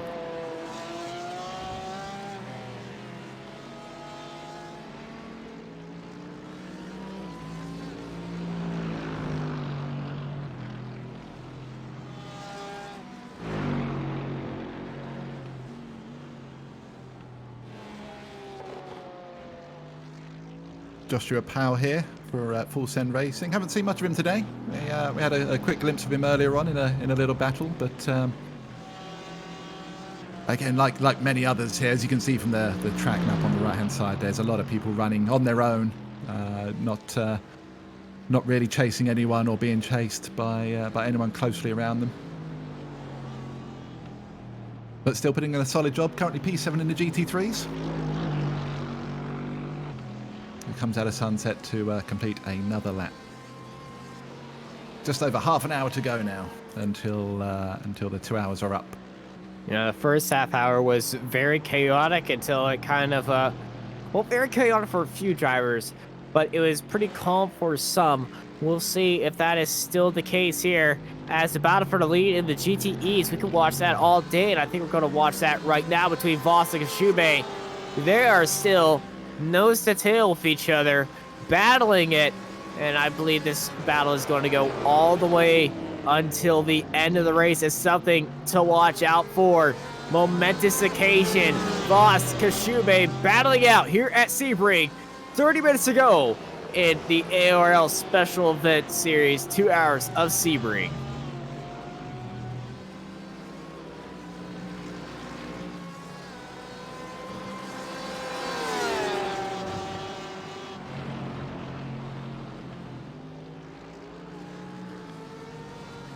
Kashube putting the pressure on Voss still. Literally sitting on his rear bumper. The concentration from him to be that close. Asking the question to Voss, how good are you? How well can you drive this car? Such a joy to watch drivers like this. Really putting everything on the line. So close to that inside wall again from Voss.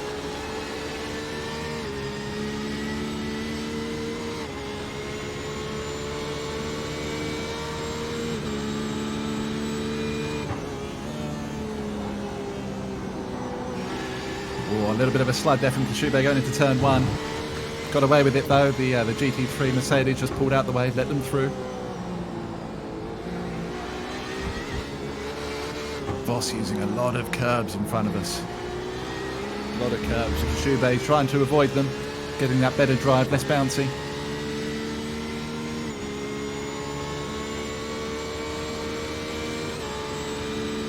Down to the hairpin once more. Kashube just that little bit too far away. So much late. A little bit of a twitch going in. Manages to rescue it.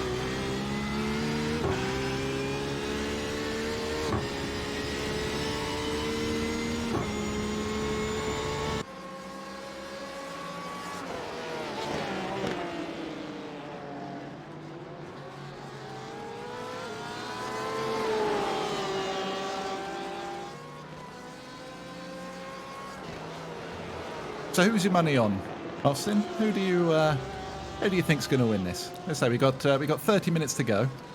Well, Who are you picking? I'm 100% in Apex Racing TV bets made during the race. I'm still waiting on a few bets, a few bits of money from a few other commentators that I've had my money on. This one's very tough because it's Voss and Kashube. Voss has got the heart. Kashube, I've seen this guy so many times, but Voss, he's a ringer. I haven't really seen much of him, but oh, this one's challenging. You know what? I'm gonna go off of you. Who do you have your money on? And if anyone in the chat wants to hop in on this, who do you have your money on? And then I'll reveal my choice. I'm very much like you. I've seen Kashube a fair bit, and yeah, he's lightning. He seems to be better he seems to be driving that Porsche really well. The Porsche seems to be more hooked up around here. But Voss just seems to know where to put his car.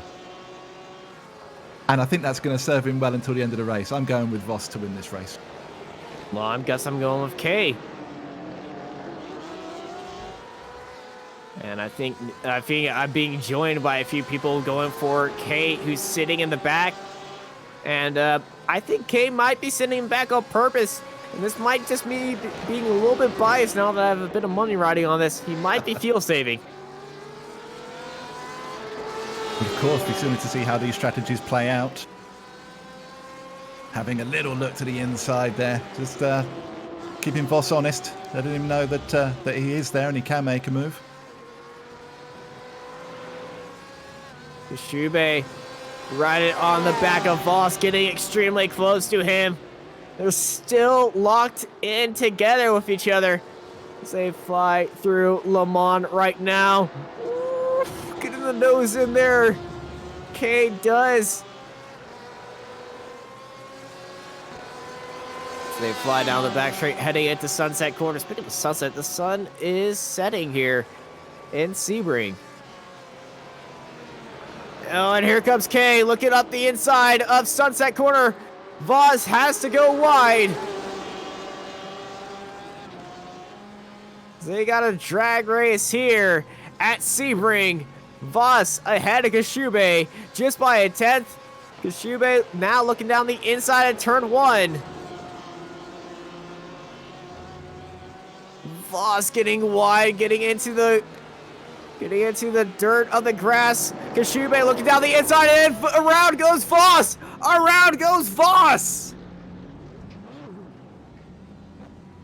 And Kashube is stopped. Kashube is stopped on track. Kashube is waiting for Voss. This is a gentleman move by Kashube. Once again, getting involved with Voss.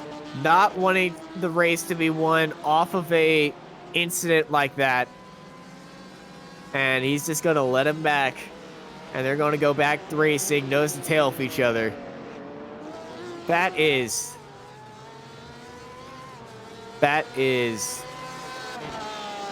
gentlemen. And Sammy's dropping some words of smart that they used to be teammates. Oh, there we go.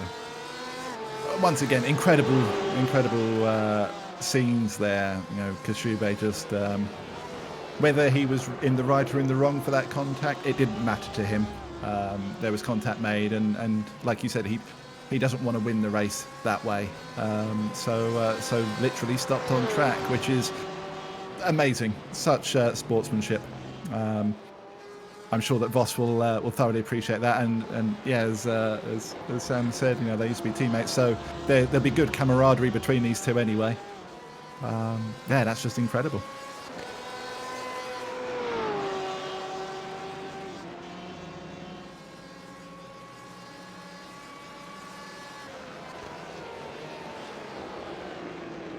Well, while we've been focusing on these, just a note on our GT3 leaders. Miskovic is still leading in his Audi for Team Fordzilla. He's got quite a substantial lead now over Ramstein, who is in second, and third place is Hayes. After all of the mishaps and battles that Hayes has been involved in, still running in third, which is amazing. But they are separated out by quite some way. And then fourth and fifth, we got Forsyth and Fletcher, the 2 Year 1 drivers. They're pretty close on the track, but being teammates, I don't think they're going to be battling too hard. As we see them both there now. Well, if both of our Formula 1 knowledge will prove us right, we still know that teammates will fight tooth and nail with each other. A bit cleaner with each other, but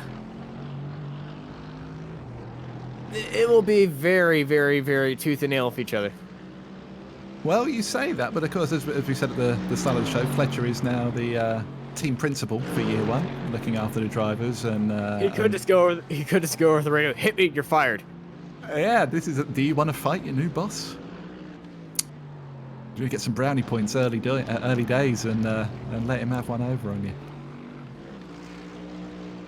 Well, knowing the guys on my team, if somebody upsets one of us, we'll let them know. But then again, my team is just a bunch of friends that just started their own team, and well, they gave me a role as their they gave me a role in the team, so I'm happy with that. To be fair, the best teams out there are usually the ones that you have the most fun in, and if it's with friends, then you don't have much. You don't have more fun than that, do you? Let's be honest. Mm-hmm.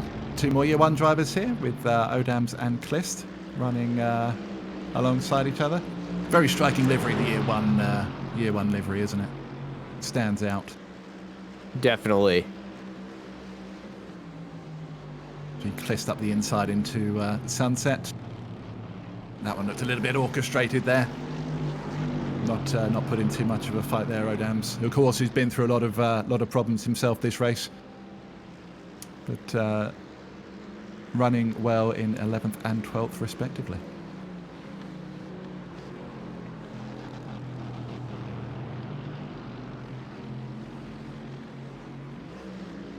It's always nice to see the teammates running with each other at the same time. I just love seeing the personalized car between them. You see the white for Odams and the blue for Slist. Yeah, we have something similar. As you probably know, I race for Boosted Motorsport, and we all have our own colours. We all run the same scheme, but we have our own colours of them. Oh, Slist going wide in the hairpin. There we go, and you know straight over the radio he's telling his teammate Dams, go on, go through. I messed up. Trying to limit the amount of time they both lose together. Oh, Dam seems to be struggling a little bit, doesn't he? Yeah. It was just one mistake, though. I haven't seen... Oh, yeah, Odam's been having a few mistakes, but that was the first mistake I've seen from Slist. And this is Matt Acton in the pit lane. That car did just roll back a touch, didn't it? Yeah, it moved. Okay. That might have been what I saw earlier. You know, when I said that somebody overshot, that might have been what I saw. Maybe when the car's setting itself for that pit stop. Yes. Momentum making the car stop. The BMW GT3 big boy M8. Well, he was looking down the inside. He wasn't making it. As Dams and List going around Sunset Bend right there. And oh! Dams heading into the pit lane. So this is the start of the splash and dash for the GT3s. Well, what about the GTEs? As Laurent Bizwes is cruising in the lead, way ahead of Ramstein after they were nose to tail of each other. And the cool thing is, Laurent is 5th overall right now. And the track temperature has dropped by 6 degrees Celsius. It's 30 degrees out on track. In Fahrenheit, I have no idea what that means, but I know it's colder than what it is earlier. Being British, I don't do Fahrenheit. It's all about the seas for me. Incidentally, Prato was running 5th overall for a short period of time. I don't know whether it was an on-track battle or whether it was just pit stops, but yeah. Oh, who's that round? James Forsyth. Oh. Round at the start of the back straight. I wonder if he just caught the grass a little. That's a very... I'm looking at the... Yeah, he did catch the grass. I was looking at the skid marks right there. And he left a big old drift out there. Got up out to the curb. Got out way into the grass. It's just on these new tire models. They'll just get you loose. And then swing you around and spit you on the wall. Or, well, pretty much they always end up with you going to the wall. But Mark Fletcher, all up on his own now. In P4. So he's going to try to find a way to catch up to Hayes, who is a mile ahead of him. Plus, you've got Sedgley right behind him in the GTE class. But of course, as we said before, this is actually for position on track as well. This isn't a lapping manoeuvre. So is he going to fight essentially, or is he just going to let him go and take the benefits of sitting behind a GTE car, the little bit of tow that you get down the straights? I think they're both respecting each other, because if you look at the minimap, there is room for days between these two. So no need to be fighting with each other. They're not in a life or death situation. And the cars closest to them aren't even, well, they aren't close to him. The P4 right now in both cases is, well, on the other side of the track. 5th place for Daniel is on the other side of the track, and 3rd place for Fletcher is once again on the other side of the track. So actually 3rd place is in the pit lane, but he's just coming out of the pit lane right now. Hayes enters the pits. Now I'm wondering, so here's the thing. I'm wondering if there was a couple of people like Fletcher who done their splash in the middle stint. Yeah, we saw Fletcher stop very early on and get his fuel up, and he's going to be racing down now, trying to beat out Hayes, who's coming out of the pit lane right now. Hayes with a bit of a gap, but cold tyres, of course, if he's taken tyres, although they would have cooled down a touch. I don't believe he didn't do tyres. How quick was his pit? No, he wouldn't have done it on the speed of that. Yeah, no, there was no tires. And Fletcher doing something that I've done before, which is you see a car coming out of the pit lane, and he knows for position, to start flashing your lights, trying to trick him. Yep, let him know that you're there. Oh, there we go. Beautiful pit stop time guide. Yeah, we can see 16.6 seconds for Hayes' second stop there. Definitely just a little splash and dash. I would like to see Fletcher. Yeah, Fletcher did the same thing. Yeah, in the middle there. And if you're a fan of data, this graphic is everything you need. If you're not a fan of data, this just looks like a bunch of pretty colors and numbers. But it's one of those many glorious features that we have provided to us by SDK, the software we use. So many cool features like that and more. Yeah. If you want to take a look at SDK yourself, go to sdk-gaming.co.uk and take a look at those cool features on site. And I believe they're running a 14-day trial, I believe.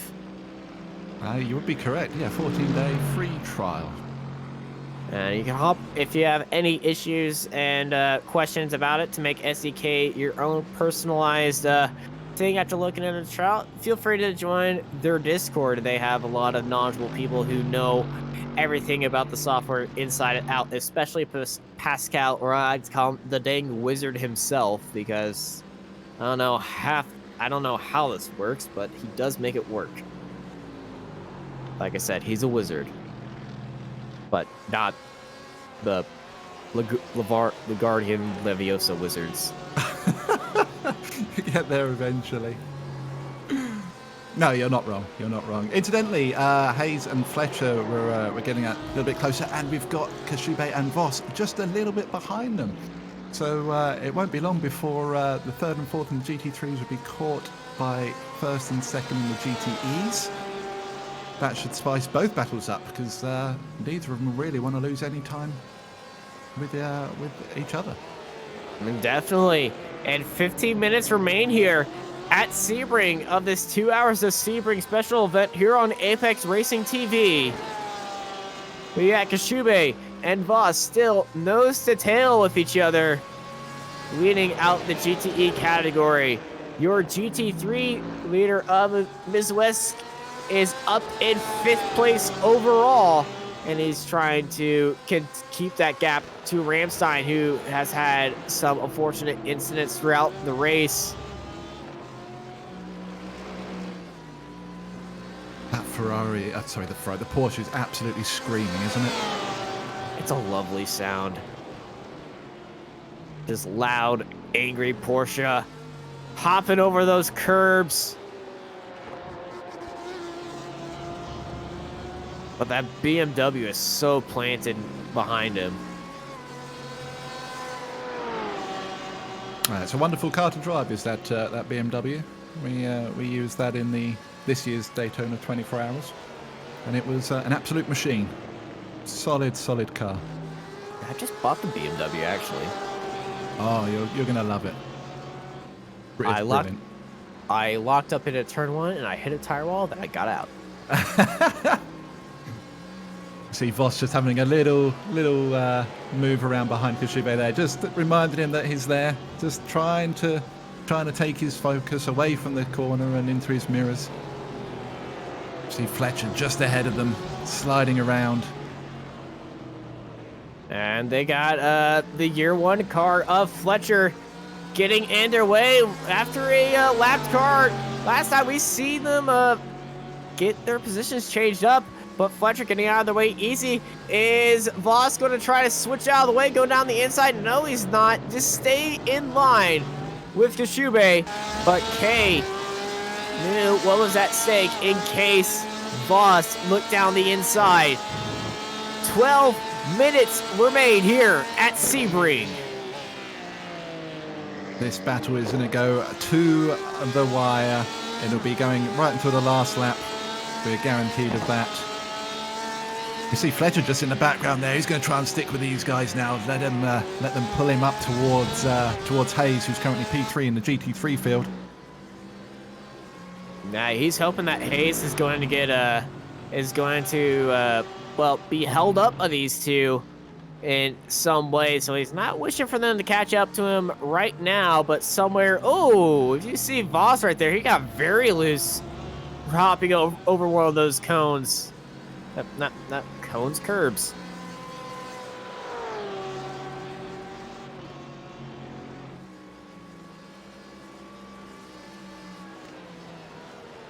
Down into Sunset once more.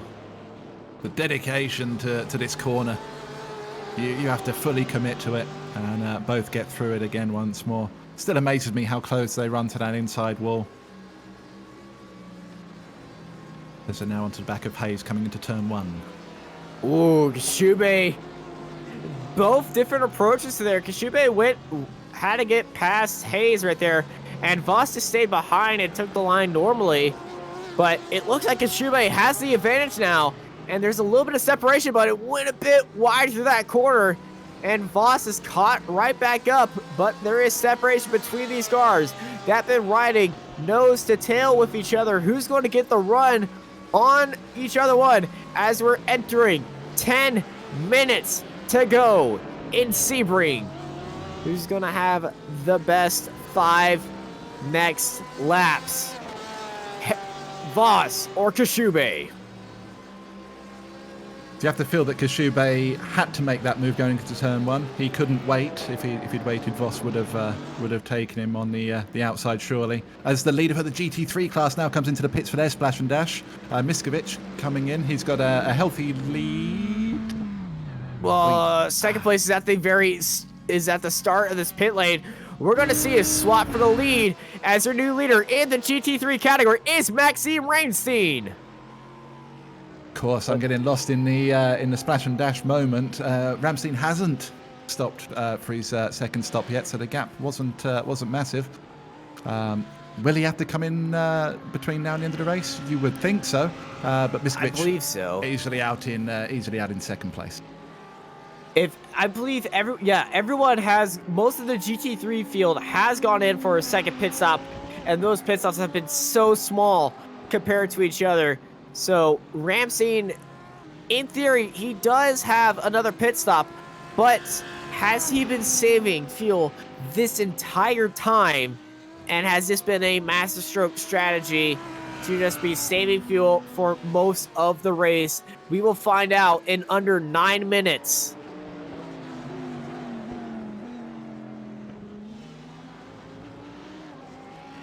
If he has enough fuel, or he needs to dive into the pits for the fastest of splashes and then dashes.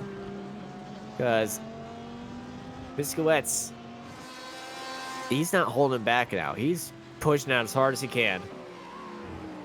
I'm furiously trying to crunch some numbers to see whether with fuel saving you could do it on just the one stop, but I don't think you can. I don't think it's a possibility. But I want to be proven wrong. I'm intrigued. I really want to see whether it can be done now. Can it done? Will it be done? Jordan McLone heading into the pit lane. Also, Joshua Poe heading into the pit lane. Are we going to see the leader? No, the leader is staying out once more.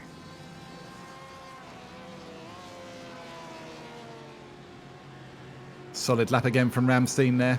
And there we go. I said it happened earlier. Prato, P5 in the GTE class. It's actually P5 on the track as well now. The driver from Escuderia Sol Brazil.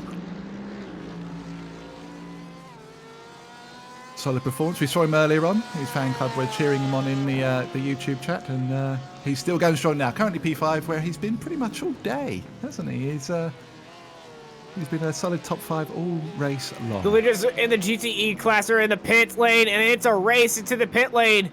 It's going to be a race for the dash in the splash with 7 minutes to go.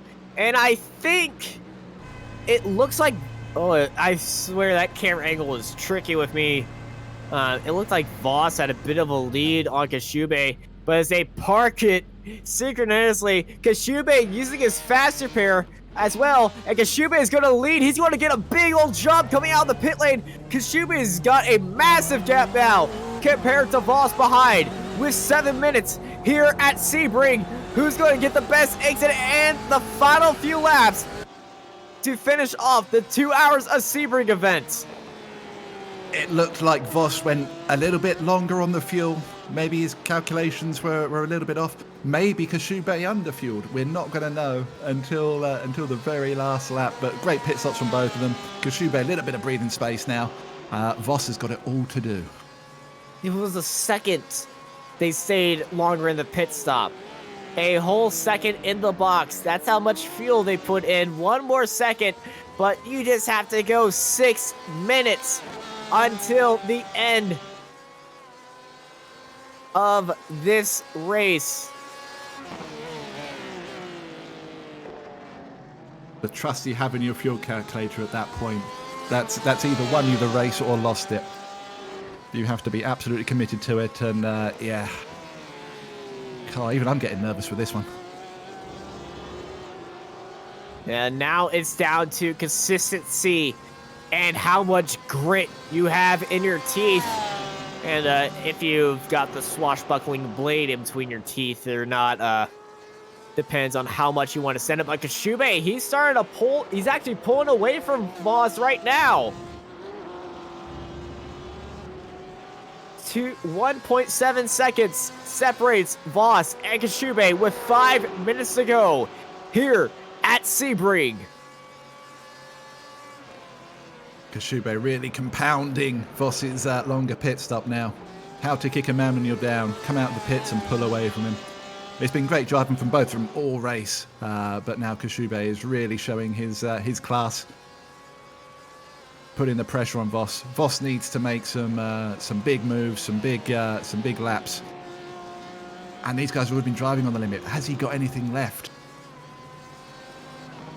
Well, this is not surprising me because Kashube, he was driving with damage for 1 hour and 50 minutes throughout this race. In that pit stop, he took his faster pair as well. And the fact that he's starting to pull away now from Voss is not surprising me at all. Because if we've been seeing him locked in with a damaged car, him with a clean car is on another level because that was affecting him. And it's showing now as he's pulling out that gap to 2 seconds between Kashube and himself.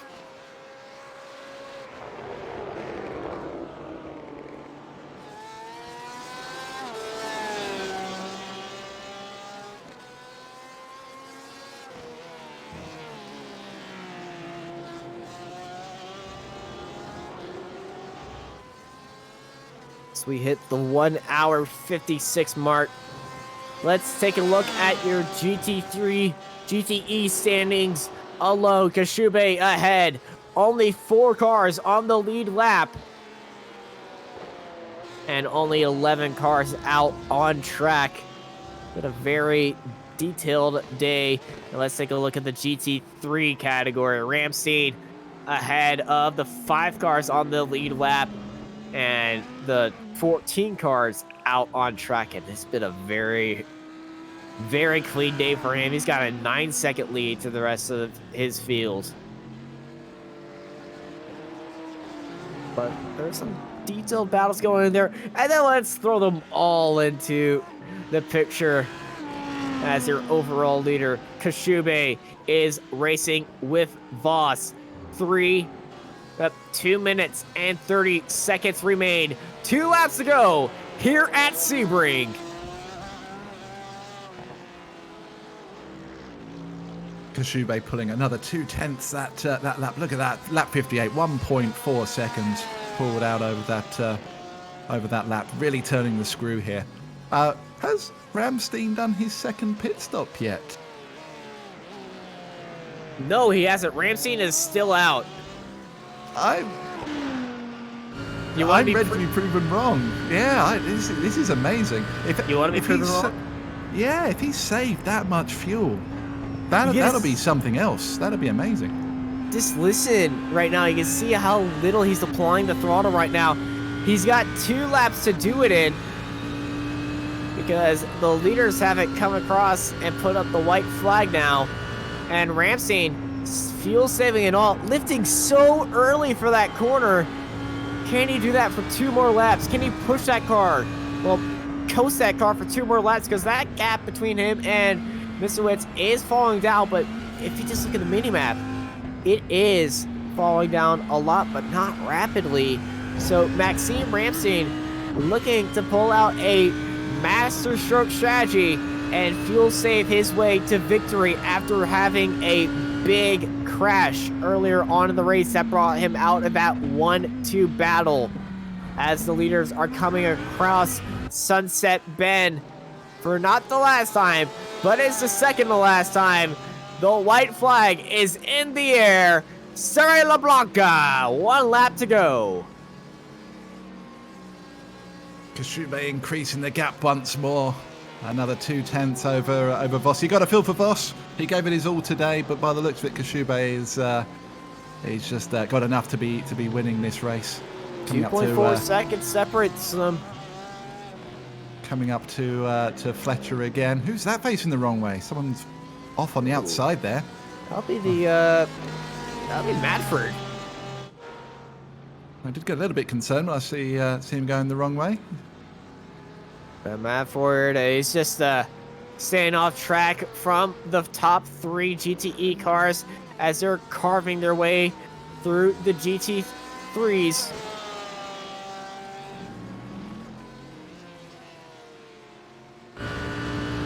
And here's coming up to Sunset once more. This is the telling moment. Is he going to come into the pits, or is he going to just keep it out for one last lap? He's keeping it out. He's going for it. Wow. Hey, Adam, I think it's time for you to be proven wrong. He's going for it. This is unbelievable. Unbelievable.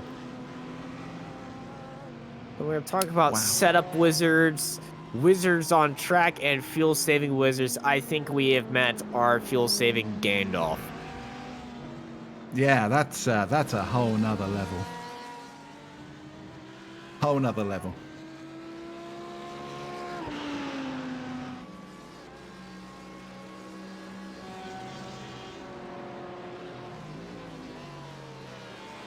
And coming around Sunset for the final time, taking the win for the ARL 2 hours of Sebring.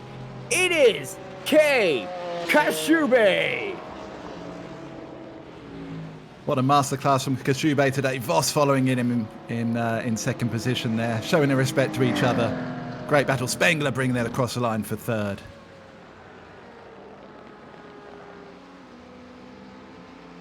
There's David Baker on the back straight right now. I think he's just going to coast it in for 4th place. He doesn't have 5th place is just coming through Le Mans right now. So David Baker, solid race for him.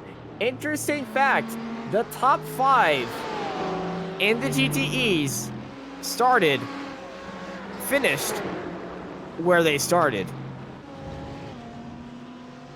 But we can definitely tell you that throughout the race, we didn't know where these guys were going to finish. As here comes Maxime Ramstein. He's lifting a lot. 1 corner to go. Fuel-saving maestro himself.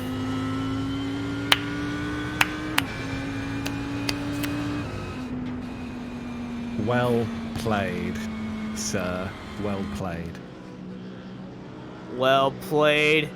As the OTL cars are giving the fans a little bit of donuts right there in the middle of the track. I think these guys are happy with their race. Congrats to Ramstein on his win in the GT3s with a insane master stroke strategy. And that's a photo op. Miskovic did bring it home in second. We're just waiting for Hayes now to cross the line. Oh!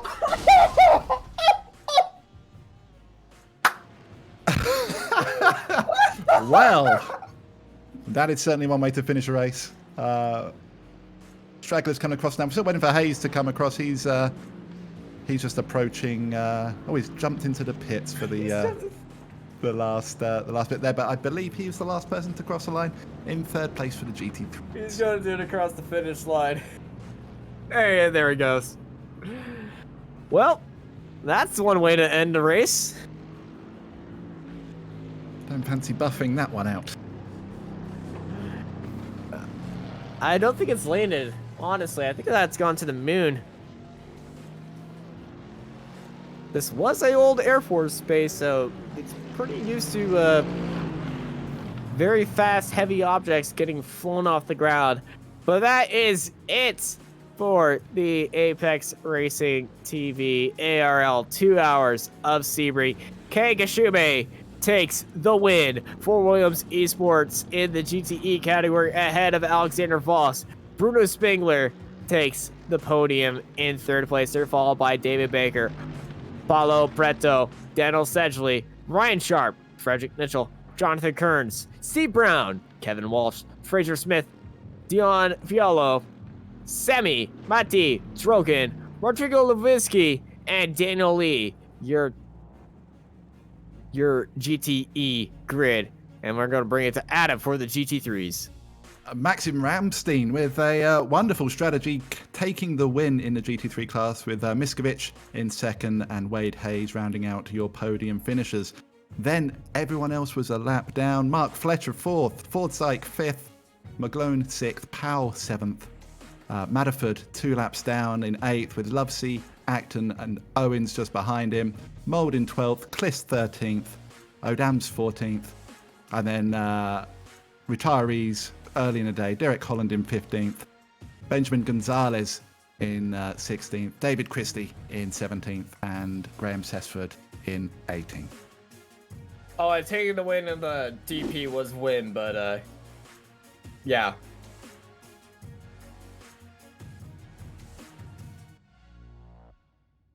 Of course, yeah, he did say early on that he wouldn't be taking the start. So, yeah, that rounds out the entire field. What an event! That was something else, wasn't it? It definitely was a amazing event. I was very impressed with the driving. It was very exciting throughout the race. Kind of like most of our endurance series that we've seen. But what a race. That start was very clean. We only had one incident, Port Alf. But the fights for the leads in both the categories. We got the fuel saving battle in the GT3s. The GTEs is giving it tooth and nail, but a respectful tooth and nail at the time between each other. And it just shows you the level of respect that these drivers have with one another. They'll drive it clean around you, and if they know that they made a mistake, they'll let you have the position back, because they don't want to win it like that. But what a What a race. And that's not the end of the racing, of course. Tomorrow, we've got more action here on Apex Racing TV with the ARL GT Championship. And Monday, World GT is back on after a week break. Yeah. So As tune we in for those. Yeah, as we start up season 1 of iRacing, all of our fan favorite series are coming back. And it's going to be a wonderful showing on now. And I don't believe we're going to be having any interviews. This is usually the point where I get proven wrong and somebody hops in. So I'm just going to count down from 5 in my head and let you say some closing thoughts. Great, respectful racing today. I've thoroughly enjoyed it. It's been an absolute pleasure to watch it. Props to all the drivers that took part. Roll on next week, of course, when the actual 12 hours of Sebring takes place on iRacing. Yes, thank you everybody for watching. We've been joined by Sammy Kumo in the broadcasting booth. He's been giving you all these fancy graphics and wonderful camera angles. I've been joined by Adam Hedgecock, and I'm Austin Knight, and I hope y'all have a good night.